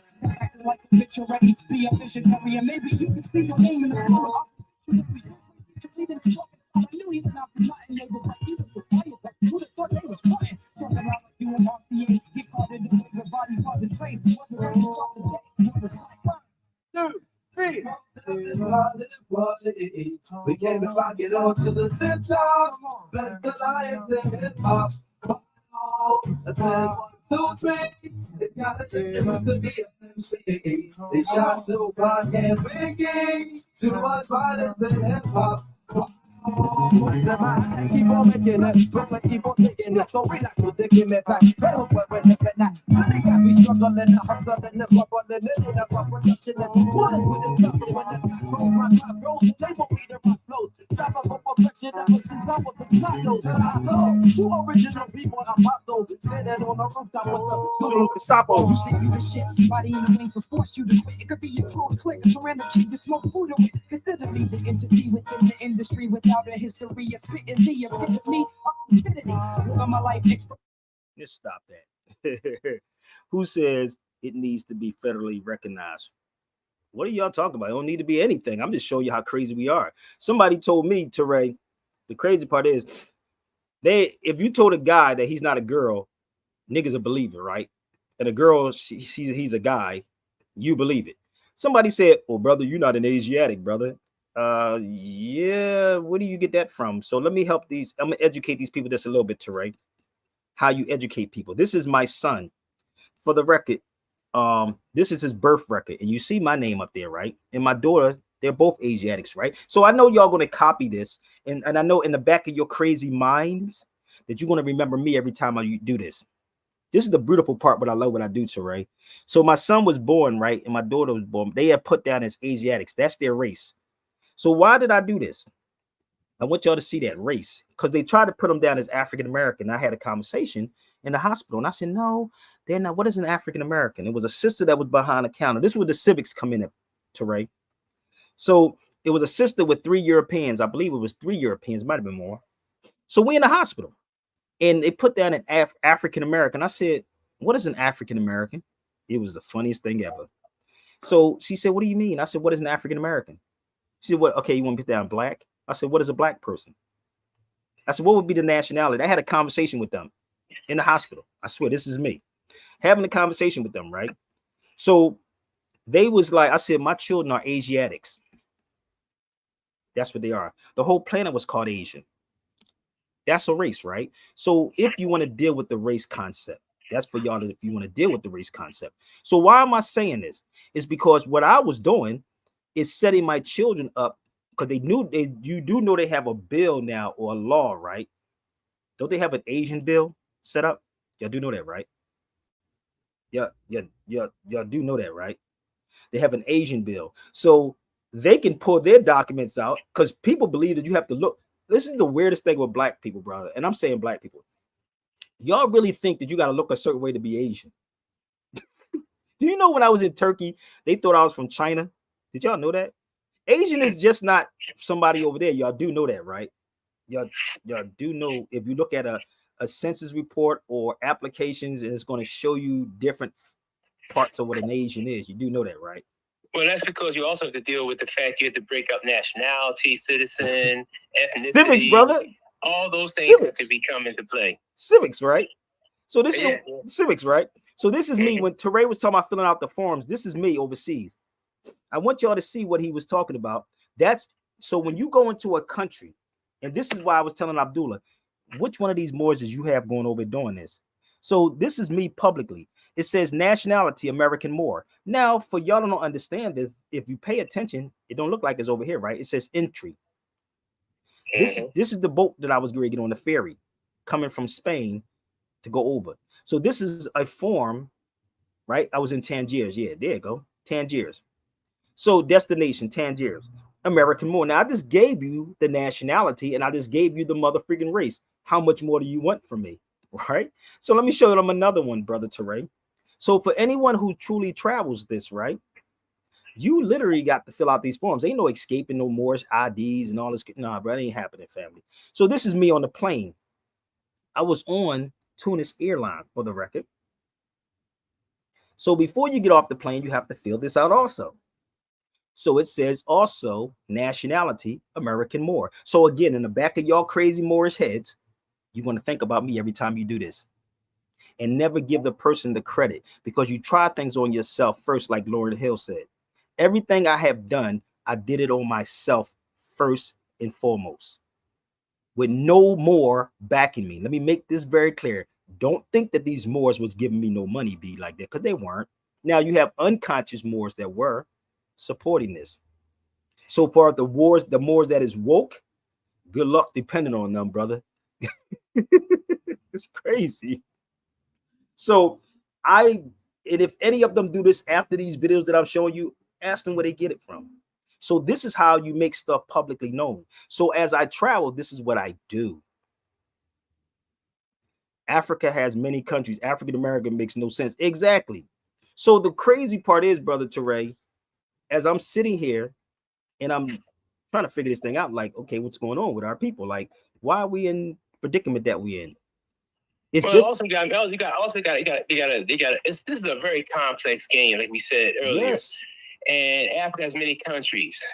Yes, it does. Now the question is, why does it have so many different divisions? And if you look at the modern African Union, which is coming forth, which exists, which has its constitution, which has its flag, has its anthem, and has the continent redistributed, and it is recognized by the world. You look at Africa as being divided up into 6 regions. So it's no longer just 54 nations based on how they were colonized by French, European, German, Dutch, and so forth. It is now divided up into 6 regions. And there's also recognition for a 7th region, which is inclusive of the diaspora, or the people of the world, the African people dispersed throughout the world. So that's how Africa is seen in a modern context. That's how we know people are not updated and not studying what they need to study in order to have the proper conversations, because it's not just 54 nations anymore. And you got to remember, it took a couple of years to get us into a state of confusion and disruption. And it may take a couple of years. It may not happen in our lifetime, but it may take a couple hundred years to get us out of it too. And that goes back to what you stated earlier. You got to have patience. You got to have The only way you patience. have patience is by doing the proper work, by conditioning yourself and understanding this is not a sprint, it is a marathon. No, this is my brother from my brother Teray is Nibia, my brother Hayes from Kenya. And what you going to say, my brother? Because this brother said you will be like Nibia, South Africa. Who are all these people? Why is he saying all these things? I mean, you can come on the feed, brother, if you want to come on 5 points. I was gonna say that Africa has a lot of countries, and in my country, there's like different people. So I have a different nationality from other people that are from Kenya. So we even have different nationalities inside the different countries. But yeah. And he's from Kenya. And why do these people always like the type instead of coming on the feed being real men? And this is what I mean, Teray. This is why I test them every time, brother. They're not used to this type of conversation, brother. They must think, I keep trying to tell you, I gave y'all my breakdown. I do stuff purposely for a reason, just to bait you in. You won't even realize it. Oh, brother, you're going to be just like I'm going to be just like Sabir Bay to the day I go in the physical. To the day I go, I'm going to be the same way. And anybody step in my way, I'm going to crush you like a jelly bean. It's straight up facts, bro. Okay? So you can be in all your feelings all you want. The lines are open for y'all. So let me go a little further. Let me tell you how crazy we are, because we understand civics. And if y'all did not get this right here, I suggest everybody get the Overstanding the Language of Law. Okay, I'm going to block you, family. I gave y'all the opportunity. I just gave y'all the opportunity to come on the feed. Okay? I'm just being cool today. The day is the Sabbath. Teray, I'm trying to be cool, bro. I'm giving an opportunity. They don't understand who I am, brother. They keep thinking I'm one of these YouTubers. So get the Overstanding the Language of Law, y'all. You can email me. I can email it directly to you. Okay? Directly to you. All right? Let me help y'all, because this is going to help y'all out in the long run. So this is the video with my son right here that got killed. That's my son Amir. This video was done in 2001. Oh, what are you doing with the Star of David on his neck in 2001 with a fez on his head? Remember my spot around on a little block, Teray? So this is the video I did in 2001 with my son Amir. He was killed at 22 years old. If y'all want this video, you can get it. And believe me, I laid out a lot of stuff in this video in 2001. Okay? All right? So get this video. And I'm telling you, you're gonna thank me. But I'm gonna walk you into something, Teray. I'm gonna show you the outline that my sister took. She bought the video and she did an outline of the whole video, bro. She just an hour already. But this is the outline. Let me help y'all out. This is the outline that she wrote down from the video I did. And the reason why I'm saying all of this, people, because there was a video with Umar Johnson talk about Eric Adams, and I was saying Umar need to know civics too. This is the outline. I'll let y'all marinate on that for a minute. From the overstanding of the language of law. This is just an hour of the video. The legislative department, executive, and judicial duties outlined in the law dictionary. Black's law definition, administrative law, agencies, persons, aliens, court, all the stuff I covered in the video. Title 42, 18. This is in 2001, people, for the record. Let me keep making this clear for y'all. This is in 2001. This video was done. And you can purchase it. But she sat there and took a whole hour and wrote this out just by watching the video. Municipal officers, which are the mayor. Okay? That's the mayor's job. Okay? So if you got that video, you will understand this. Okay? If you got the video, you would understand this. Okay? So let me put my email up there. I can email it directly to you. Why am I saying this? It's because I saw a video, right?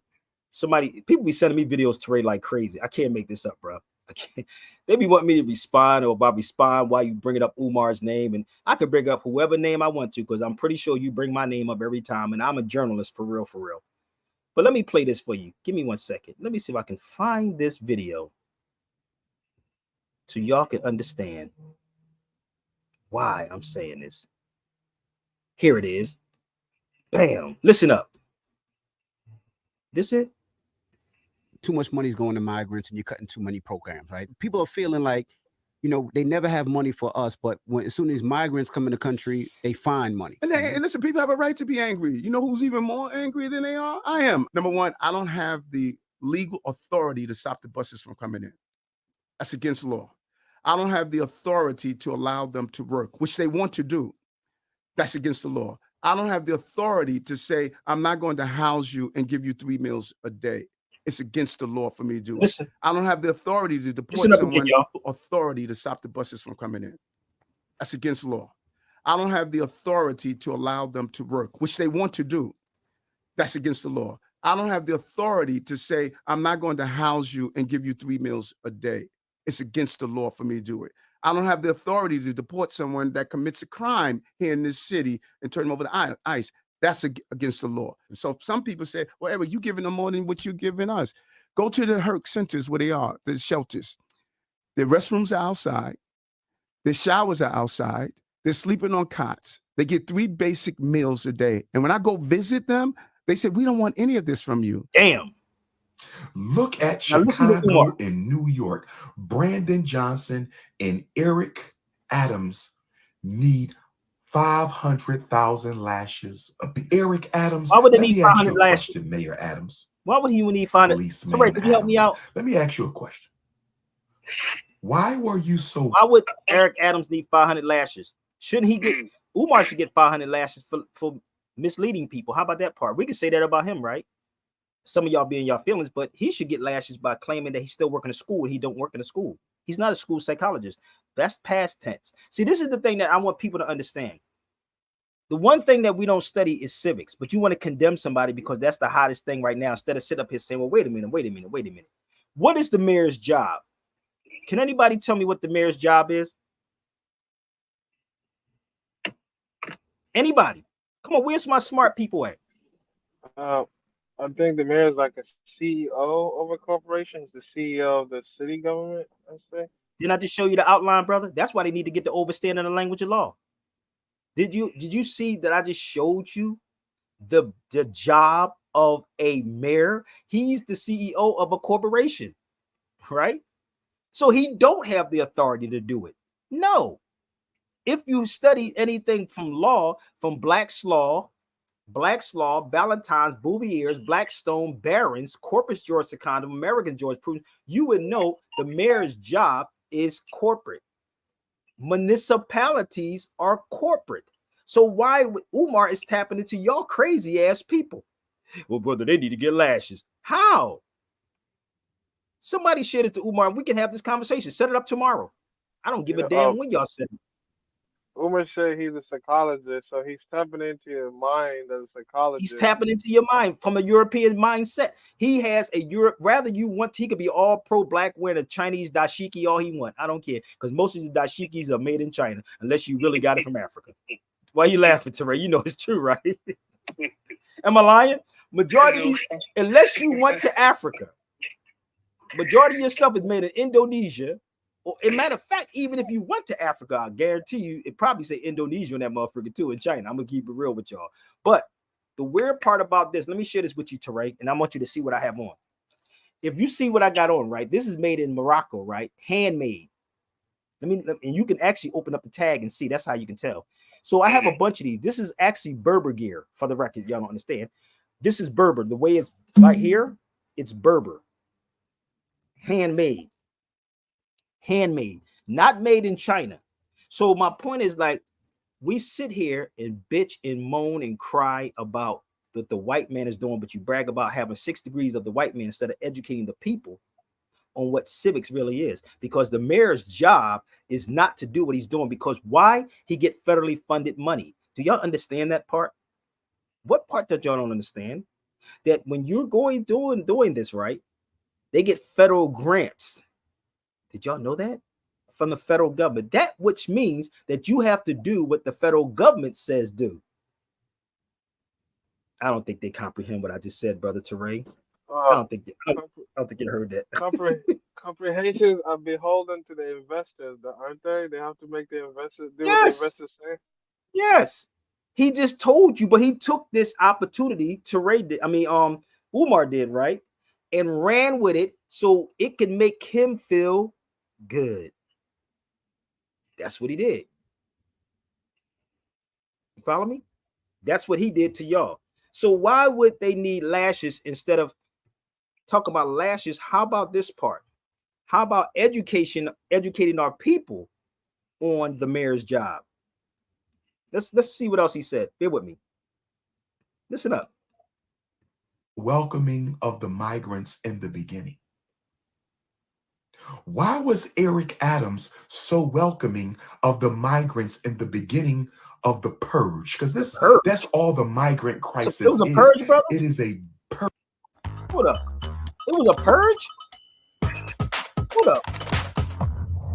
Purge of black people by brown people. That's all. Hold up. this Wait a is. minute. It's not a. Hold up. Teray. Did you hear what he just said? Wait a minute. Hold up.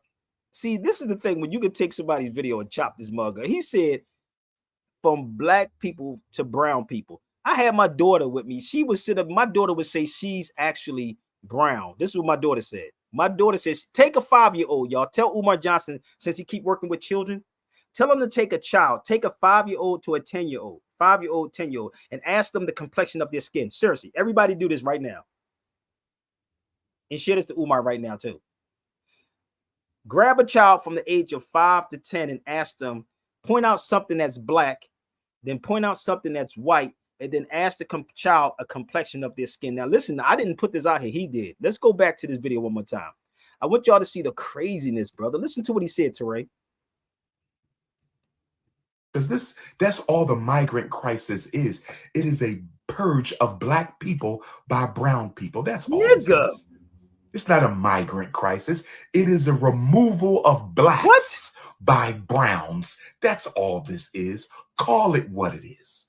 Eric Adams, why were you so supportive of the immigration into New York City, and now all of a sudden you anti-migration?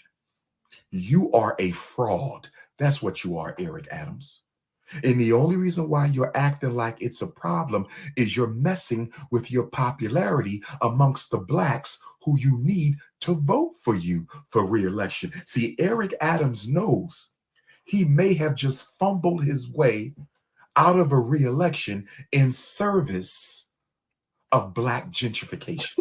So Eric Adams is trying to act like he got a problem with the migrants so he can get his approval rating. He didn't say that. That's not what Eric Adams said. I didn't get that. Did you get that? Did anybody get that? That's what he was doing? Or did Eric Adams say this? Or did Eric Adams say this?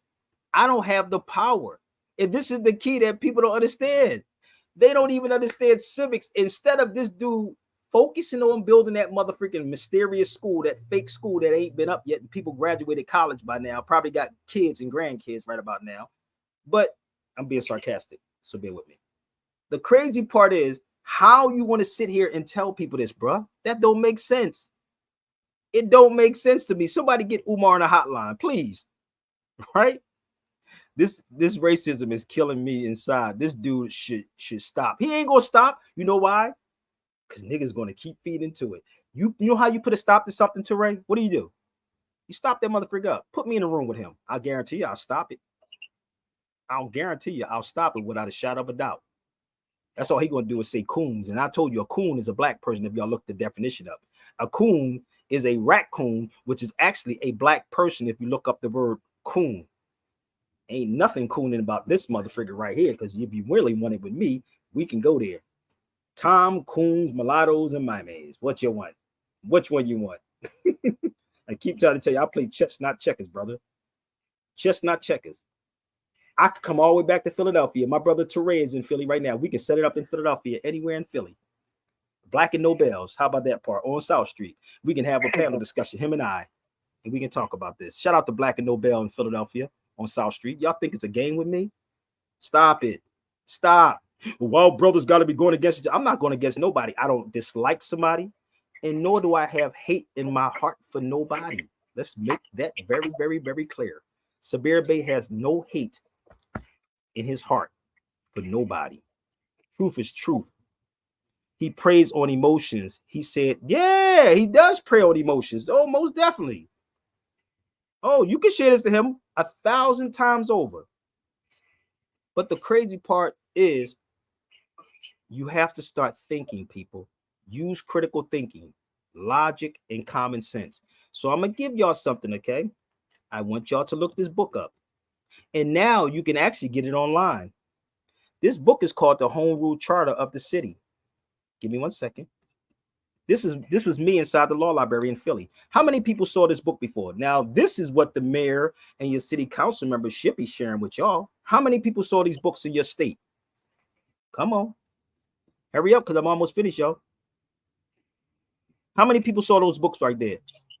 Well, brother, this is what happens to Ray. When you show them this type of stuff, they'll start saying, oh, they ain't got to do with it, but that's white supremacy, brother. That's white man stuff. No, brother, but you got the white man's degrees. You got the white man's job.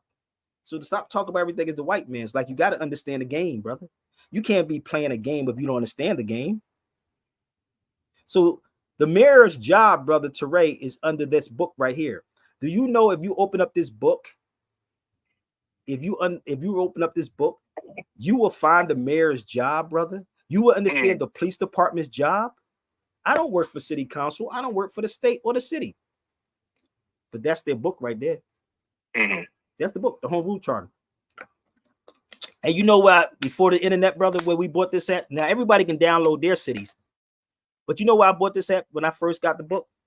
In the water department. Where's the water department in Philadelphia? The municipal building, brother. 15th and JFK. All right now. So I went back there again and asked, right? Do they have the book? You know what she said? Oh, you know you can get that stuff online now. This is the lady said. She said, you know you can get it online now. So how many of y'all know that you can get your home rule charter of your city online? And when you really read it, it would actually tell you the job of the mayor. Oh, yeah. So this is how you educate people. But if you got the overstanding of the language of law video, you will understand that too, because I broke it down in there too. So I'm not going to say he need lashes. I would sit in the room with Eric Adams. I would be on the Breakfast Club and just listen to him. I would literally be in the room with Eric Adams and just let them talk. I told you, this is the key thing, Teray. You have to know yourself and know your enemy. And your enemy is just not a boogeyman or a white man. It's your own people too. It's your own people. So you have to know your opponent. I told you, when you box, brother, you got to study everything about your opponent. So you know where to throw it, well, you know where to hit him with the ribs to make him want to throw up everything that's inside of him. Hit him with that body shot. Boom. Make him throw up everything. everything. And this is what my elder Ajamu told me in Philadelphia, brother. He said most people wouldn't even know how to interview you, Sabir, because they don't know which way you're coming. They would not know how to interview me. Now, Teray knows me. I'm going to be 100 with you. Teray knows me to the point that he can ask me key questions. Straight up. I might do that with you, Teray. I might let you interview me on Zoom or something. That'd be dope. I will. I promise. You want to do that, brother? Let's do that. You can just interview me. Y'all hear that, right? You gonna let me interview him. Yeah, that'd be dope. Yo, that'd be dope, dude. Cause you know why? Because you would bring out certain things in me. I swear. Yeah, you would bring out certain things in me, brother. Because everybody can't. You know how you have to know the person, like before you. And again, I've been in journalism for a long time. You have to study the person. You can't just look online and find something. You got to say, okay, what is this? Okay, if this person. And also, and I think the most critical part you're talking about too, there has to be a level of trust in the integrity in the interview. One of the things that made the interviewing process with me when I was overseas comfortable was that they had a great deal of respect. Thank you. And they even asked, would it be all right if we use this piece? Can we get this picture? Or are you comfortable with us asking that? And, they could have just did anything and put up there wherever they wanted, but they didn't. They had a great deal of respect. And there was a sense that they wanted integrity from me, and they were willing to share their own integrity. And that just made it a very conducive environment to talk. And I think when you're talking about me and you doing something like that, you're talking about having a familiarity of trust and having a familiarity of integrity. Whereas if somebody else, they might have some type of ulterior motive. They might want, to come at you a certain type of way or set you up. And that's unfortunate, because it would be just better just to be able to sit down and just have a heart-to-heart conversation. And it just goes a lot better that way. And people need to learn how to communicate better. But the funny part is, though, I expect the unexpected with people. This is me. I'm gonna be real with you. I expect the unexpected. But in doing that, that means you're on guard. And ain't that crazy? You're preparing for an attack. Whereas if you were talking with me, you wouldn't have to be on guard. You wouldn't have to be prepared for an attack. I'm not going to attack you. Right. So there's a difference with that. And that way you talk and you don't have to worry about guarding anything or feeling vulnerable or feeling somebody's going to take advantage of you, or they're going after that knight and then they're setting you up to kick that rook. And, the next end game is coming. So it's a big difference in that type of thing. And that's why I understand what you mean when you say someone like myself interviewing you and that kind of thing. And even still, like, and we said earlier, it would be beautiful if we all could sit down, some of the bigger, more popular people of the YouTube generation and those social media moguls. It would be great if they could sit down and come up with one plan of action, one plan of attack on one small project. Nothing big.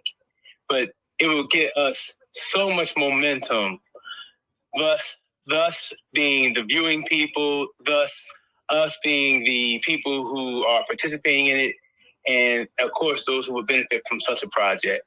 It would be a beautiful thing to see, man. So many people have so much to offer. They do. And they have different areas. If we could, and Sister Bay, you brought her up earlier. Sister Bay used to always say on WPEB radio, she used to always say, that ego gets in the way. That ego gets in the way. And she said, ego, you break it down. And she made it an acronym.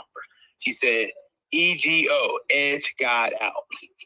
That's all you want to do. You want everything to be centered about you, your personality, your accomplishments, your sweat equity.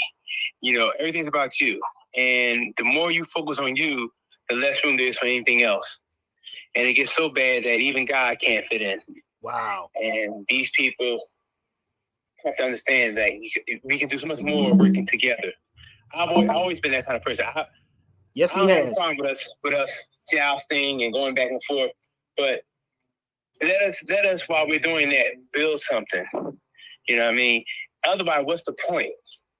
Exactly. You know what I mean? I don't want to, like I said, I don't want to sit here and argue for argument's sake, and I'm not trying to win favor with the fans. You know what I mean? It was fun when we was younger. That was fun. I'm not going to pretend it wasn't. But, you know, it's a time for children to play, and it's a time for men to do work. And at this point now, we are on the work stage. So some people, brother, some people never grew up, brother, and this is what is happening with us. And the crazy part is, let me tell you my experience, right? Because everybody always trying to get me for free or do something with them, brother. I'm doing stuff on my time. Like I don't work for free. This YouTube is free for y'all. I don't even get super chats on here.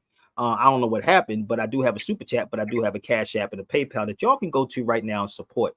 But I was in London. I was in Manchester in the UK. And this is why I'm really very careful about doing shows. And shout out to KBLA, because next week I will be on KBLA next week. And I'm gonna just listen, and then I'm gonna just throw my little 2 cents in about reparations. But the weird part is, I was in the UK, I was in Manchester in the UK, and randomly, some sister wanted to interview me. She didn't pay me. First and foremost, she didn't pay me, but it was weird because I didn't even get the footage. This is how crazy it was. And this is why I'm like standoffish with people who ask me to come on their shows now. Like, even especially these people that's trying to get ratings on their YouTube. Believe me, if you got me, you're going to get ratings. Believe that. Believe me, you are, because I'm going to say stuff that you ain't going to hear before. So that's different. So I was in the UK and I got interviewed, and I didn't get the footage. And come to find out, she had some type of I don't want to, you know how they got the OnlyFans page type network or whatever she had. I didn't even get the footage, but I didn't know she was part of that stuff. This is before the OnlyFans page came out. So she had that connection to that. Like, you come on and had, you know, you see pornographic stuff, blah, blah, blah, blah, blah. Right? This is what was going on. So but I never got that footage. And this is why I'm standoffish off with people, about videos I'm going to get on, who I'm going to do something with. I want to know your background. I want to know everything about you, because you ain't going to have me tied to none of that. You know what I mean? Like, and I didn't even get the footage, brother. So I'm just giving y'all heads up. Please don't email me and ask me to come on your show. You got to, what am I getting out of it? You know, I'm not just jumping on nobody's show, bro. I'm cool. I have all the stuff that I need right now. I don't need much, but that's just what it is. It happens. My brother, Hanif Shabazz, asked me in Philly yesterday. He said, what would you say that's different, right, if you got on KBLA, right? And then I told him what I would say, and he said, oh, that is different. I ain't gonna tell y'all, but y'all gonna get it. So he said, because he said, what would you say different than Umar Johnson or Tariq Nasheed? Because they was going to ask them on there for about reparations, right? So he said, what would you say that's different? So when I told him, he said, I got it. That is different. And also, shout out to my brother Lester Spike, who said, don't give them everything. He said, don't give them everything when you go there, and I'm not going to give them everything. So, hey, I'm fine with it, brother. I'm at peace with myself, bro. You know why? What did Noble Drew Ali say, bro? How many people know what Noble Drew Ali said? Time never was, right? Or man was not, but time caused money. Listen up. Be right back, y'all. I'm almost done. Come on, get the King Alfred's plan too. Stands for time or checking out. Check is one. Time, baby. Time, Teray. Time is money. Money is time. And a damn thing funny, so I gotta get mine. Time is money. Let's go. Hit that link. No.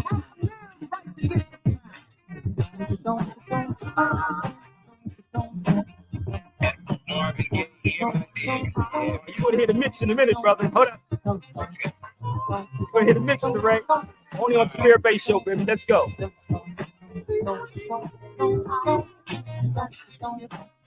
Yes, I am the inescapable, the irresistible, the unnegotiable, the unchallenged. I am time. My measure, control the elements, the evidence, I tell the story. I am from prejudice, I've been on settlement, from settlements, I'm on I am. You can't recover me, conceal or smuggle me, retreat or run from me, call up or up at me. You can't do much for me besides, sir. Well, I have good evidence to you. Or a kid that killed me, or perhaps he murdered you. Many you twisted me, but now you're fixing me. Treated me unfaithfully, and now endure me painfully. Plaintively, I want to see what his shit to me. Who's far from the time to think of me. You describe the page for me. Keep a full of time on the for me and make a special off a hurricane or congregation for an hour.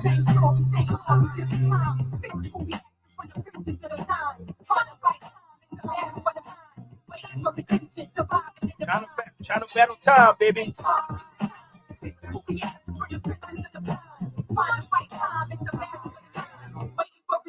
Surviving in the bomb. Waste for no one. That's no one. The rich no one. Never show Y'all seen Faye, baby. Hey, young girl, you better have something that you know, son. Time keeps slipping, make no difference if you don't come. It's for you all reporter how we sorted out and possible. You know I came at you up, make it spinning for a spot. It's time to make the change. It's time to face. First you born, and you gone so long, you never play. Time takes keep turning. You got the both fans burning up.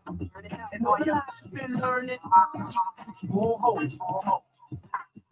Time takes keep turning. You got the both fans burning up. And all your life you've been learning. You won't hold. Time keeps slipping.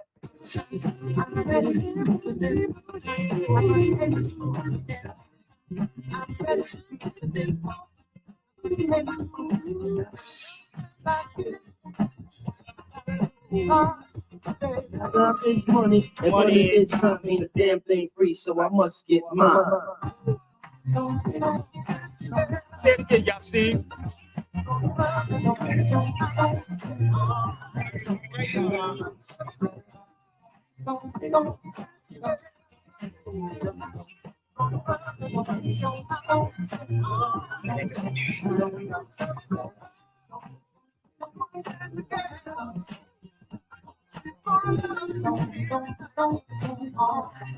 Lift it up.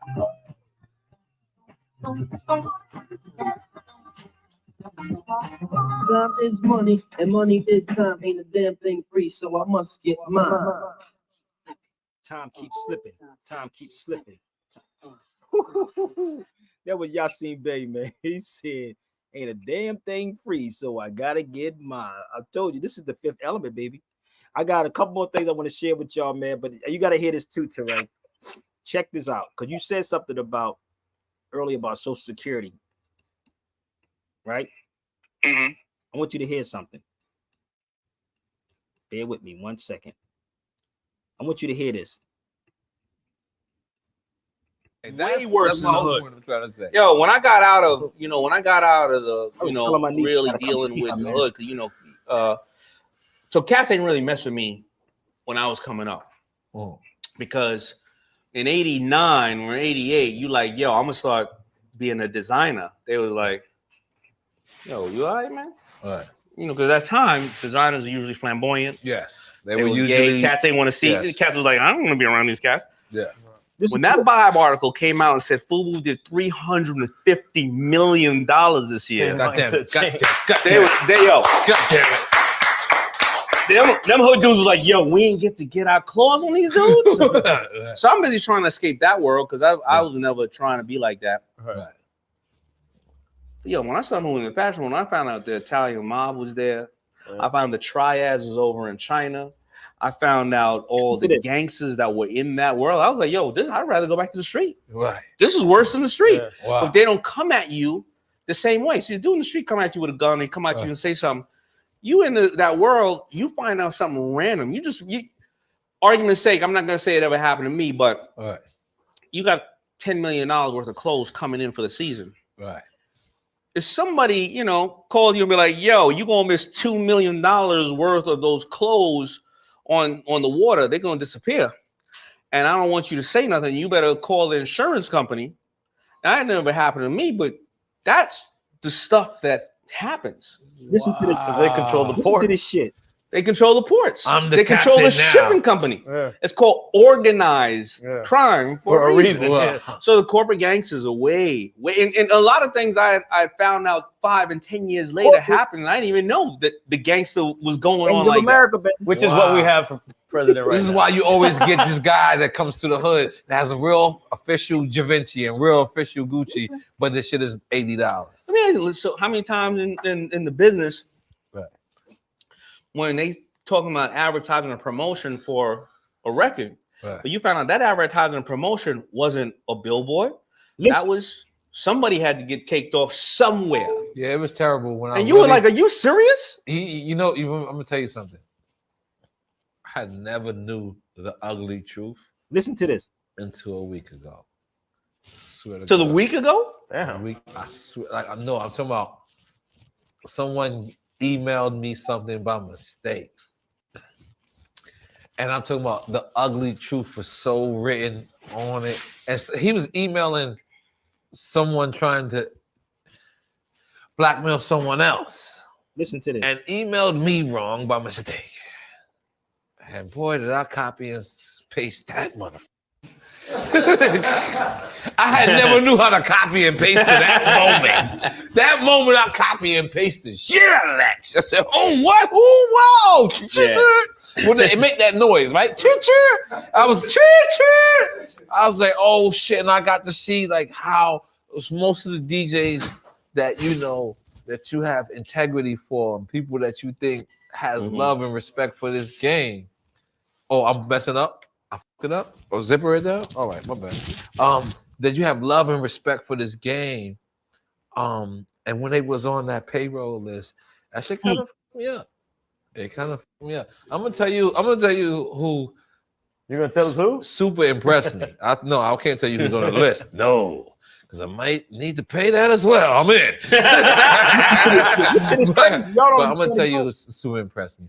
Flex wasn't on not one list at all. Nice. Now I'm talking about it was 3 of them, not one.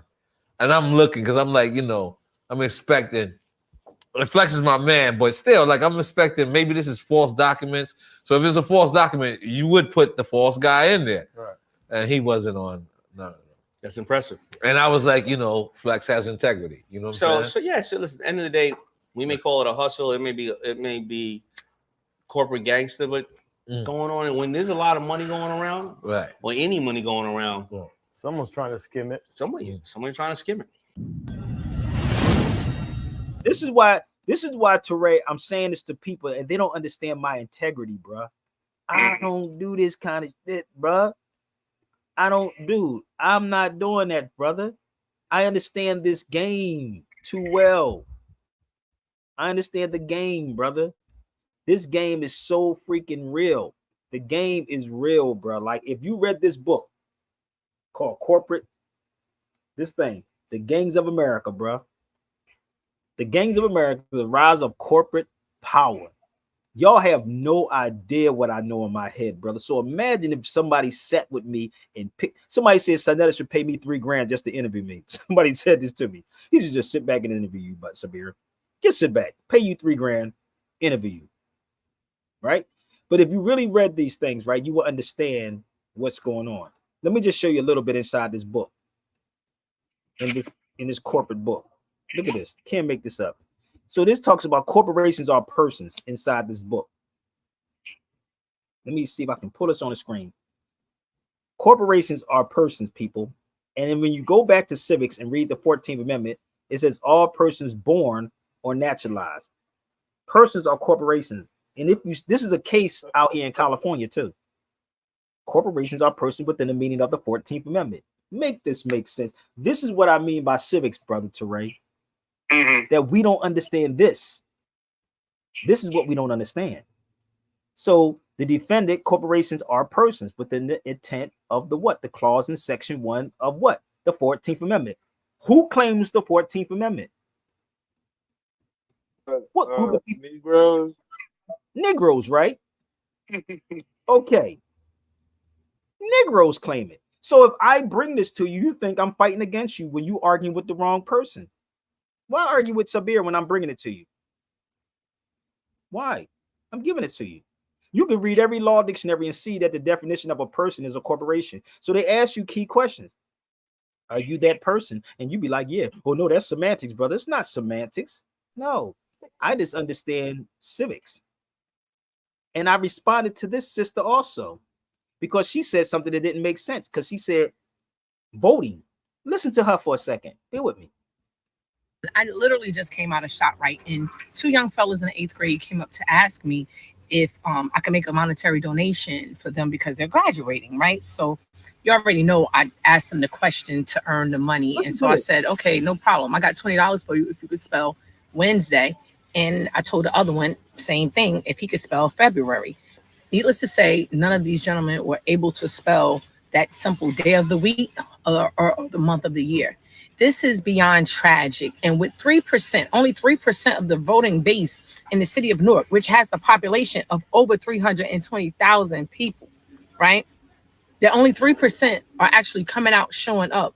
When we allow that to happen, we allow politics to dictate whether or not our students are learning, whether or not we maintain that status of having 4 out of 5 students not being able to read or write or pass a state exam, right? And that feeds the school to prison pipeline. It feeds the school to poverty, school to poverty pipeline, and it makes us an accomplice, right? If you say nothing, your silence is your consent.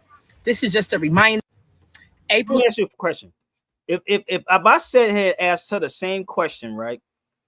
Are you a minority? She gonna say yes. If I would say sit back and I would donate to you, and you show me what a minor is. What is the prefix for minority, people? Somebody educate me. Anybody? Minor, I know I got smart people. Minor, right? See when people hold things back because they don't want to upset somebody, you know, because automatically you're supposed to say minor, right? So if we are a minority, and I put that on her comment. I said, well, if I ask you, are you black or brown? Which one you gonna tell me? I'm black. Nigga, you brown. If I ask you to give me the breakdown of minority, which means minor, which is a childlike mindset, that's what a minor is. And then the next key question would be, can a minor enter a contract? The answer would be no. So how could you give consent? Because children cannot give consent. Oh, that's a whole nother subject. Y'all got to get the overstanding of the language of law, bro. Can I say that one more time for y'all? So if you are a minor can give consent. A minor has to ask somebody to sign something for them. So, brother, we're not talking about, well, what are we talking about? Because we have more melanated people here than anybody else. Y'all just call them different names.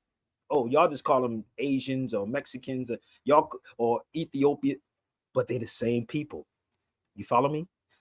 We are the majority of the people. We're not a minority of the people. They're talking about the mindset.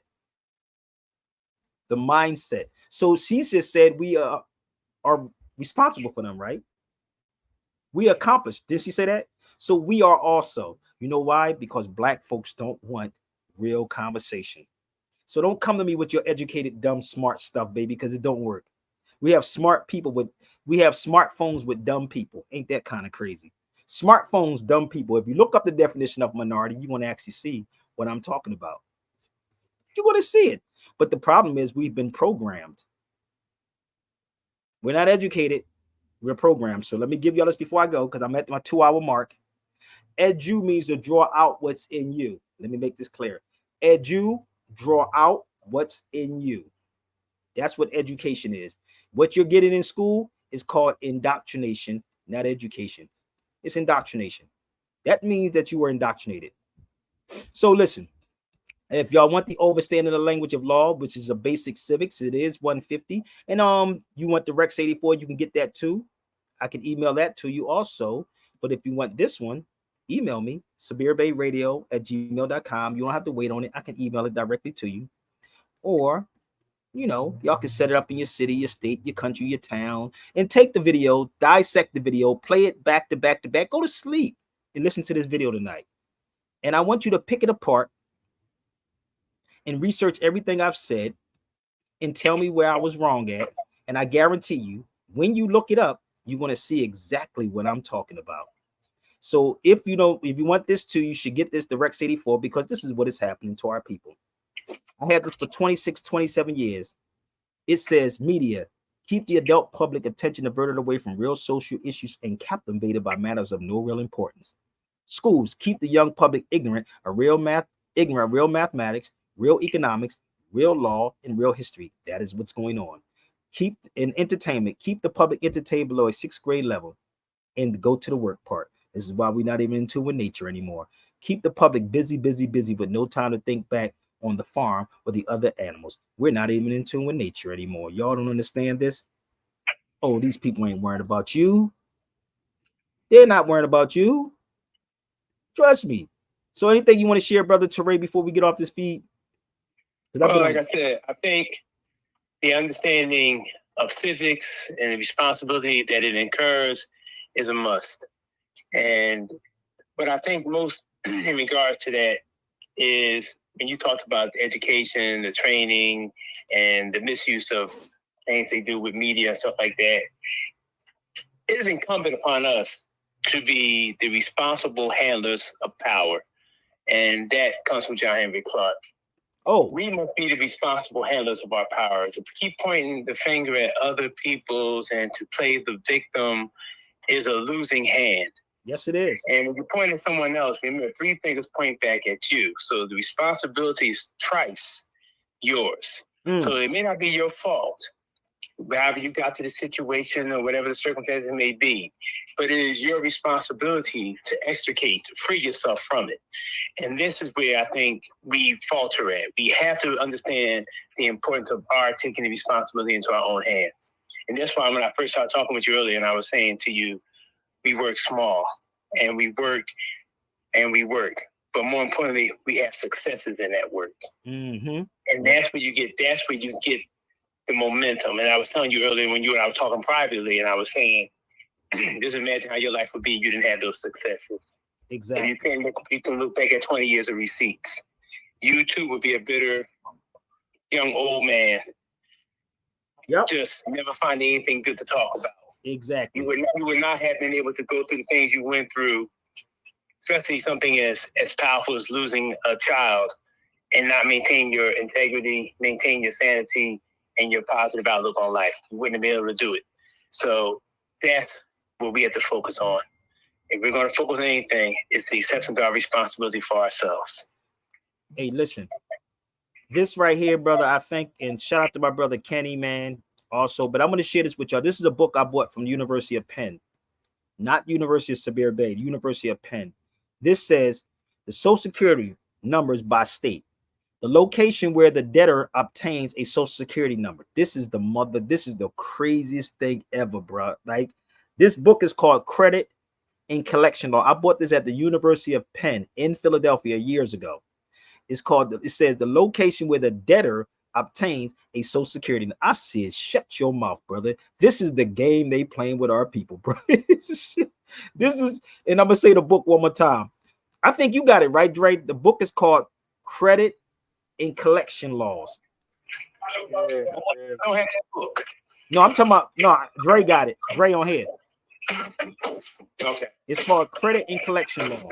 So this is where the debtor obtains it. So this is why people don't understand this. So, and I could do a class on the credit. Maybe I'll do a class on the Social Security number, brother. Maybe I'll do a class on that one on the Zoom. But y'all can purchase this right here, y'all. I am Greg Go, brother Teray. I thank you so much for coming on the feed, y'all. If you have Instagram, YouTube, please tweet this out on Twitter or X, Real Sabir Bay. If you want this, I can email this directly to you. Shout out to everybody that came on the feed. Thank you, my brother Teray. Thank you, Andre, that's on the line. But keep rising to the top, baby. Sabir Bay All right, Show. more than Fifth welcome, Element. Sabir. Talk to you soon. This Fifth Element Show.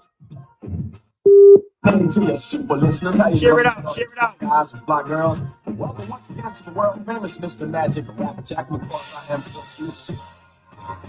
way back before the hots and the powers we used to listen to live mixing for hours. Roxanne, Shantae, UTFO, Mr. Magic Rap Attack. Some of y'all know, but I was in the shelter in weakness, homeless, turntableless and microphoneless, fresh gearless, but still I was fearless and focused on being the dopest MC alive.